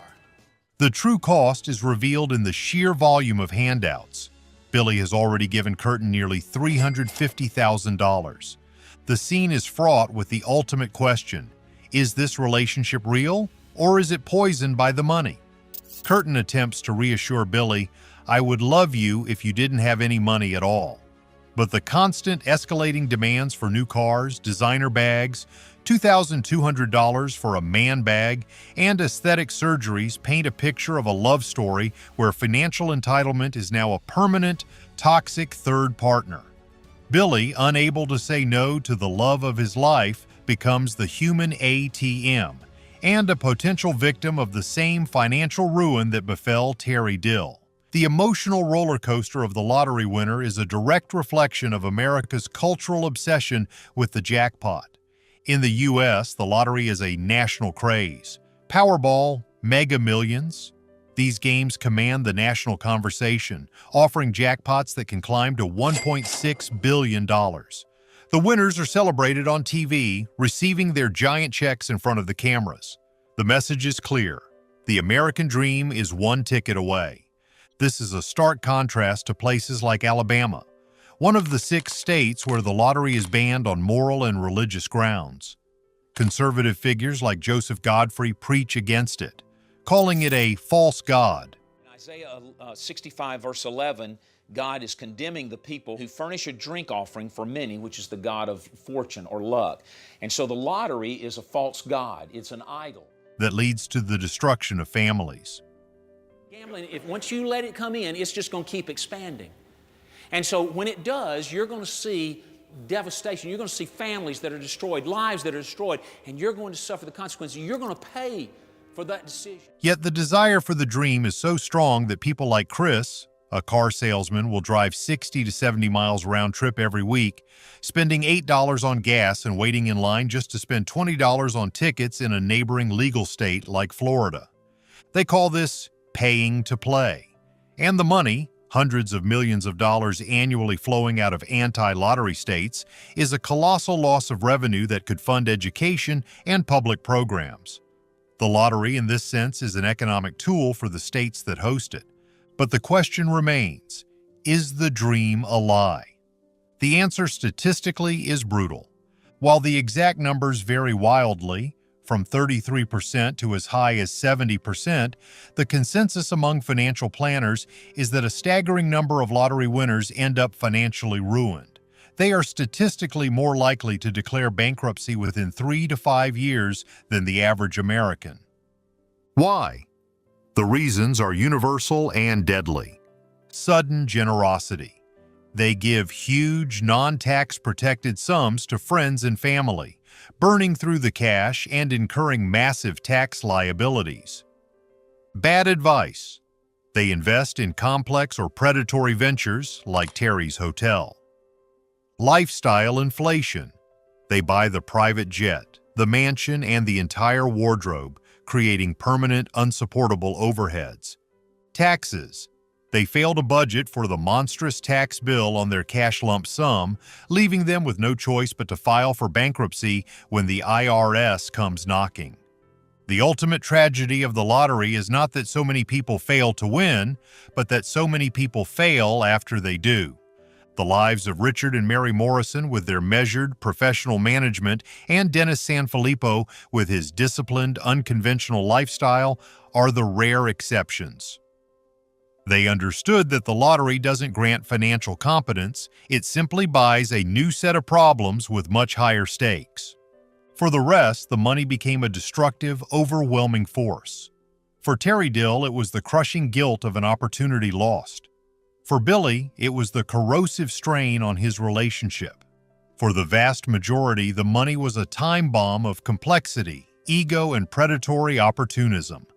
The lottery promises freedom, but too often it delivers a spectacular form of financial imprisonment, leading its winners full circle, back to broke, but with the added agonizing knowledge of everything they once possessed. It is the ultimate price of the ultimate dream.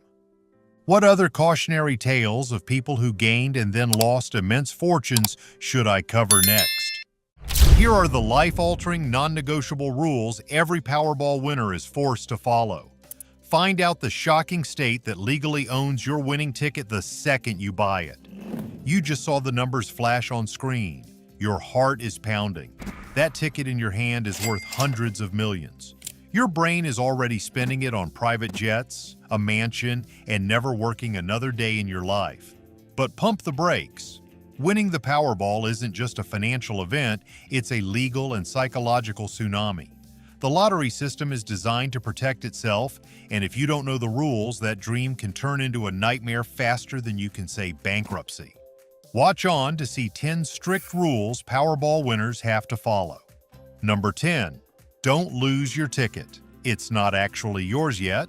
Maybe this one seems obvious, but it's more complex than you think. For giant jackpots, you must bring that physical ticket in person to your state lottery commission headquarters to collect. They do not keep a digital record of who bought what. If your ticket gets eaten by the dog, blown away in the wind, or falls into a black hole, you are 100% out of luck. There are no exceptions. And if someone steals it, well, did you sign the back of it? Because if you didn't, the person who stole it can claim it's theirs. This isn't just a theory, it might be what happened with the record-breaking $2.04 billion Powerball jackpot from November 2022. A man named Edwin Castro handed in the winning ticket and took the lump sum payout. But another man, Jose Rivera, filed a lawsuit claiming he was the legitimate buyer and that the ticket was stolen from him by a man named Reggie. How did it get from Reggie to Castro? Unclear. The California Lottery's official stance was brutal. If a crime occurred, it's a police matter. They just know Castro presented the valid, unsigned ticket, so he gets the money. So sign the back of your ticket immediately right over the barcode and keep it in a fireproof safe until you can get to the lottery office. But here's the wild missing info nobody tells you. That ticket is technically bearer paper. Until you sign it, whoever physically possesses it is presumed to be the owner. Even more shocking? In many states, the Lottery Commission itself actually retains legal ownership of the physical ticket. You're just purchasing the rights to the prize it represents. So, treat it better than your own child. Number 9. Your first $1 million choice, lump sum or annuity. You have to choose between getting your money all at once or getting it in 30 graduated annual payments. This is a much tougher choice than it sounds because either way you're not getting the advertised jackpot. Let's break it down. Say you win a $10 million jackpot. If you take the lump sum payment, they don't give you $10 million. The cash value payout is usually only about 60 to 65% of the jackpot. That's right, they keep roughly 40% right off the top. A $10 million jackpot instantly turns into about $6 million before taxes. So maybe you think, I'll be smart and take the annuity payments over 30 years. That way I get every dollar. But there's a catch: inflation. Money today is worth more than money tomorrow. Consider this. Due to inflation, the US dollar has lost about half its purchasing power over the last 30 years. So a payment you receive in 2053 will be worth a fraction of what it is today. While the lottery invests the money to fund your annuity, they do so extremely conservatively, meaning its growth likely won't outpace inflation. Most financial experts argue that if you took the lump sum and invested it wisely yourself, you could end up with far more money in the long run than the total annuity amount. But you're not done losing money yet. Number 8. The tax man cometh twice. That's right. Even though the money is coming from a state-run entity, the federal government, your state, and possibly even your city want their massive cut. It's considered income and it's taxed at the highest possible rate. The lottery will automatically withhold 24% for federal taxes right off the bat, but that's not nearly enough. For a jackpot this size, you'll be in the top federal tax bracket of 37%. You'll owe another 13% when you file your return. Then add state taxes, which can be as high as 10% or more, or as low as 0% if you live in states like Florida or Texas. And don't forget the net investment income tax of 3.8% on the interest your money will eventually earn. So if you won that $10 million jackpot and took the lump sum, it got knocked down to $6 million. Now, Uncle Sam and friends take their share. After a roughly 40 to 45% total tax hit, you're left with, let's see, about $3.5 million. That's right, you keep only about a third of the advertised jackpot.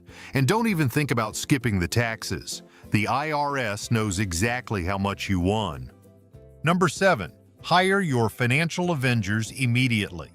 It's time to hire a team, and don't be cheap. You need a fee-based financial advisor, a tax attorney, and an estate planning lawyer. Unless your dream was to spend your days drowning in paperwork and lawsuits, you need professional help.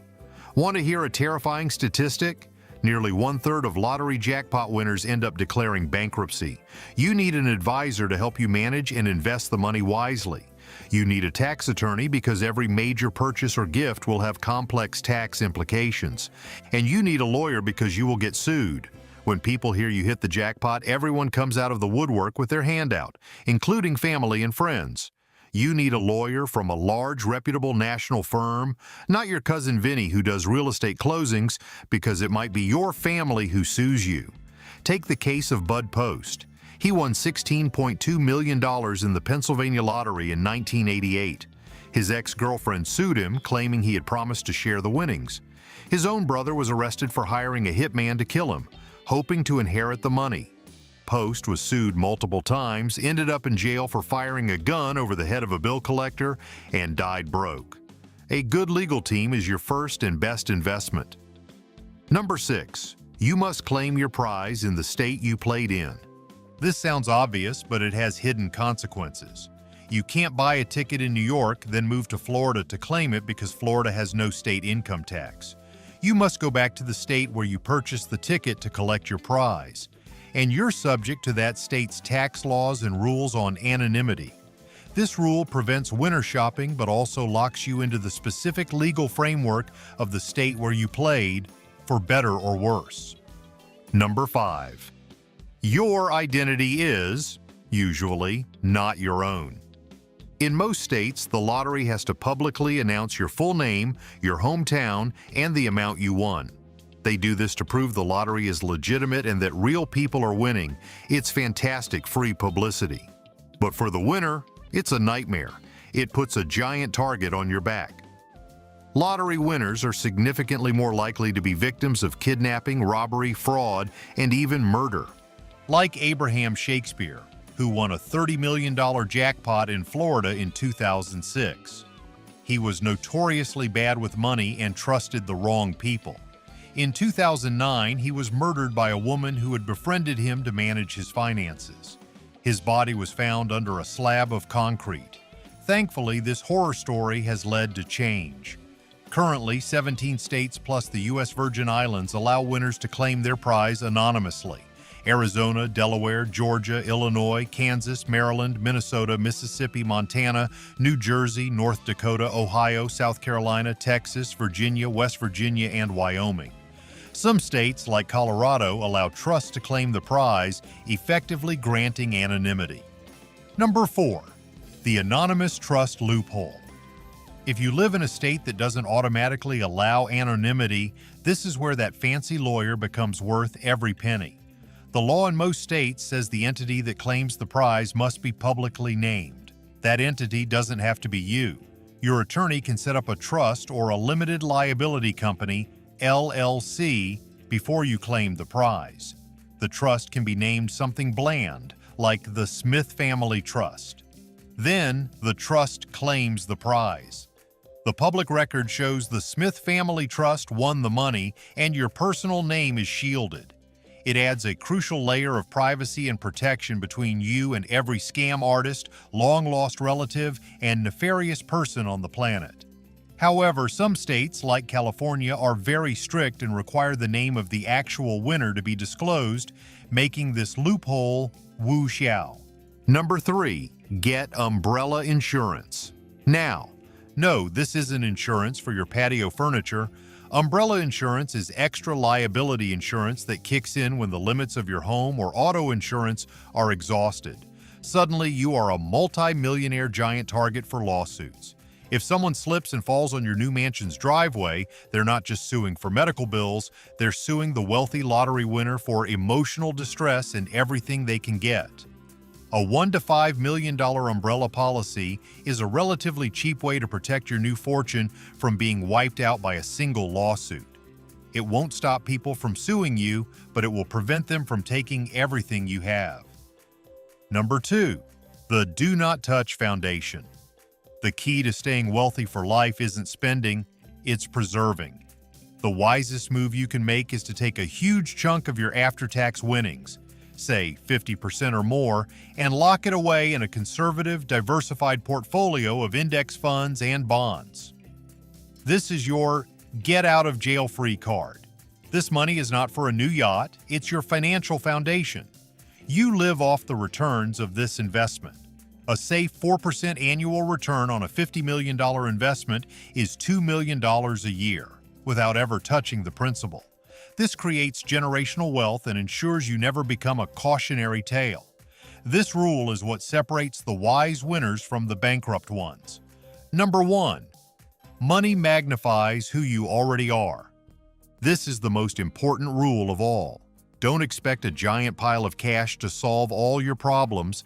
If you were unhappy, had bad relationships, or struggled with addiction before winning, having $1 billion will only magnify those issues. It provides temporary pleasure, not lasting happiness. Studies have shown that lottery winners are at a significantly higher risk for depression, substance abuse, divorce, and suicide. The pressure, the jealousy, the constant request for money, and the loss of purpose can be devastating. The money can solve financial problems, but it creates a whole new set of intense personal and psychological challenges. You have to work harder than ever to maintain real relationships, find new purpose, and stay grounded. Hitting the Powerball jackpot can put you on top of the world, but if you don't follow these rules and protect your mind as well as your money, you can end up falling even lower than you started. Think it can't happen? Check out our video on the winners who had it all and lost absolutely everything. The stories will shock you. Every single Wednesday and Saturday night, millions of Americans engage in a ritual of self-delusion. They line up at convenience stores, clutching a worn-out wallet to exchange a few crisp dollars for a slip of paper, a scrap of hope. They don't just buy a ticket, they buy 180 seconds of pure, unadulterated fantasy. For those few minutes, they're not stuck in the dead-end job, drowning in debt, or facing eviction. They are a multi-millionaire, the hero of their own story, the one who finally made it. This fantasy is powerful. It's what drives a $100 billion a year industry. But here is the inconvenient truth the state-run lottery will never print on the back of its tickets.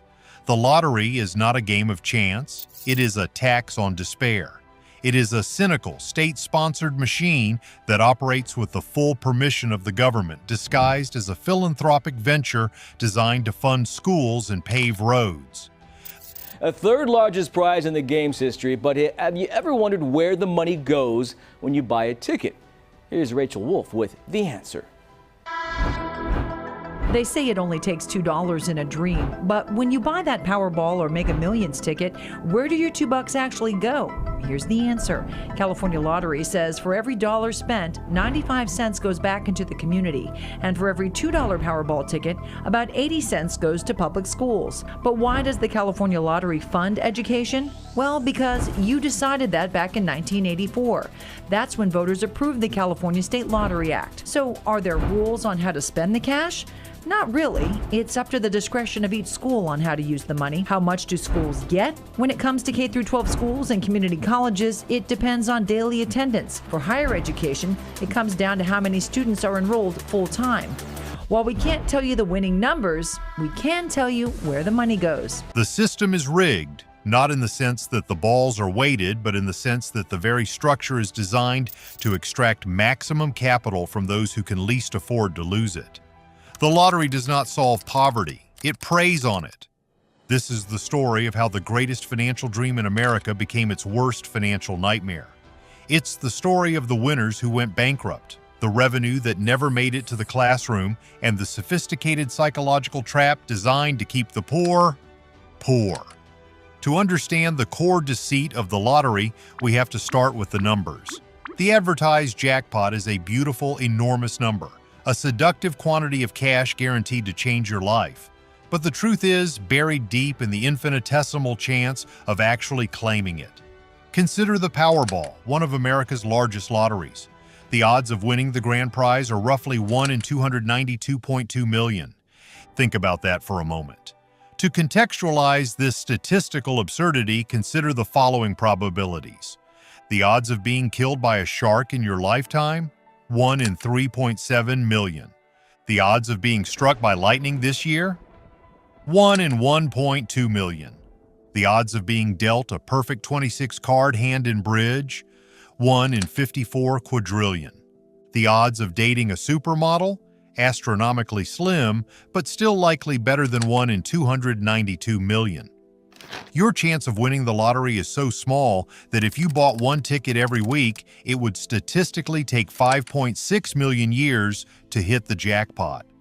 The system isn't designed to make you a millionaire, it is designed to make you a reliable donor to the state's coffers. This leads directly to the core demographic issue: who is actually playing this unwinnable game? It's often referred to, somewhat cruelly but accurately, as the poor tax. The data is undeniable.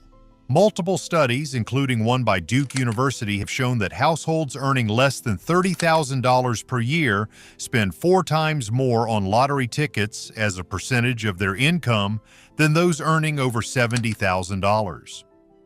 For the wealthy, a $5 scratcher is an impulse buy. For the poor, it is a regressive tax on their most essential need: hope. This phenomenon is exacerbated during economic downturns. When unemployment spikes and the American dream feels most distant, lottery sales predictably soar.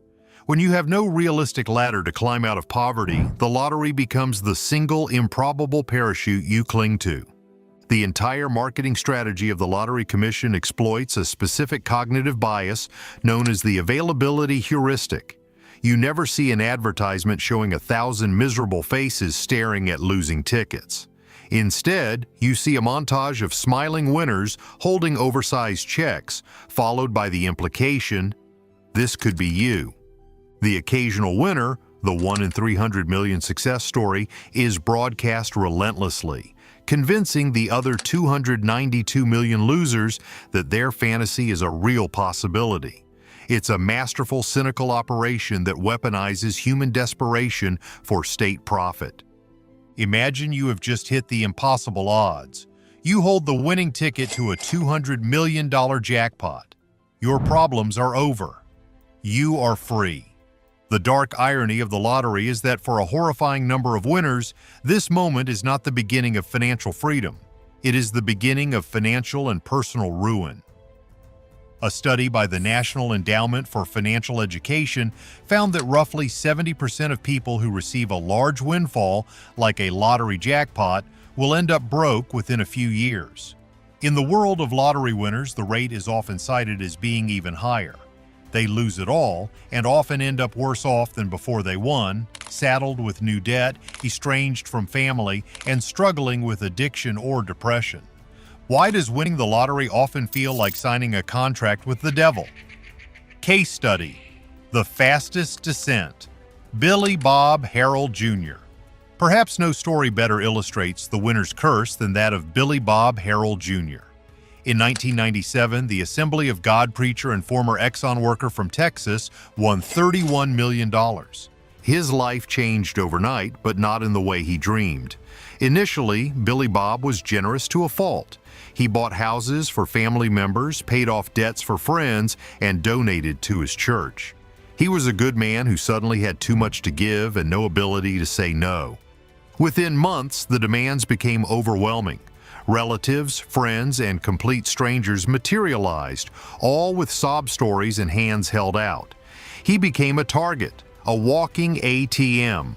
The constant pressure, the feeling of being hunted, and the financial stress of managing millions, something he had zero training for, crushed him. Less than 2 years after winning, Billy Bob Harrell Jr. divorced his wife and infamously told his financial advisor, "Winning the lottery is the worst thing that ever happened to me." He died in 1999, reportedly alone and penniless, having burned through the $31 million in less than 2 years. Evelyn Adams is another testament to the curse. She didn't just win once, she won the New Jersey State Lottery twice in 1985 and 1986, banking over $5.4 million. Statistically, winning twice is like being struck by lightning on consecutive Thursdays. She should have been set for life. Instead, she was ill-equipped to handle the sudden wealth. She fell victim to a string of bad investments, most notably a gas station that quickly failed, and developed a crippling gambling addiction. She reportedly spent countless hours in Atlantic City casinos trying to recapture the thrill of the win, only to lose every penny she had. By 2012, Evelyn Adams was living in a rundown trailer park, working a minimum wage job, and had lost every cent of the $5.4 million. The money hadn't fixed her, it had magnified her flaws and made her a sitting duck for predators. The story of Abraham Shakespeare is the most gruesome proof of the danger of sudden wealth. In 2006, the Florida laborer won a $30 million jackpot. You were friends with Abraham? Very much. He was a cleanup guy at my barbershop. A couple weeks passed, and I ain't see him. So I was like, man, where's Abraham at? So I called him. I was like, man, did you come in and clean the bathrooms? You ain't cleaned the outside yet? He said, I hit the lottery. Like Billy Bob, he was generous and immediately became overwhelmed by people seeking a handout. His life was chaos, a cycle of loans, gifts, and continuous requests. In 2009, he met Dee Dee Moore, who posed as a financial advisor and offered to write a book about his life and help him manage his money. Do you get tired of people asking you for money all the time, Abe? Give me your opinion on it. I've been tired. A year ago. So where do you want to go to? It don't matter to me. I'm not a picky person. Are you going to miss your home? Yep, I miss it, but life goes on. Instead, Moore slowly but systematically drained his bank accounts, convinced him to sign over his mansion, and ultimately murdered him. Shakespeare's body was found buried under a concrete slab behind Moore's property. Abraham went and had a life of drama, a very hard life of drama because of the money. The money was like a curse to him, and now it's become a curse to me. The prize that was supposed to solve his problems ended up making him a target, then a victim. The vast majority of lottery winners choose the lump sum payment. Why? Because the idea of getting $100 million now is far more seductive than receiving $4 million a year for 25 years. But the lump sum is a financial death sentence for the financially illiterate. The state, of course, loves this choice because it allows them to immediately slash the advertised jackpot amount.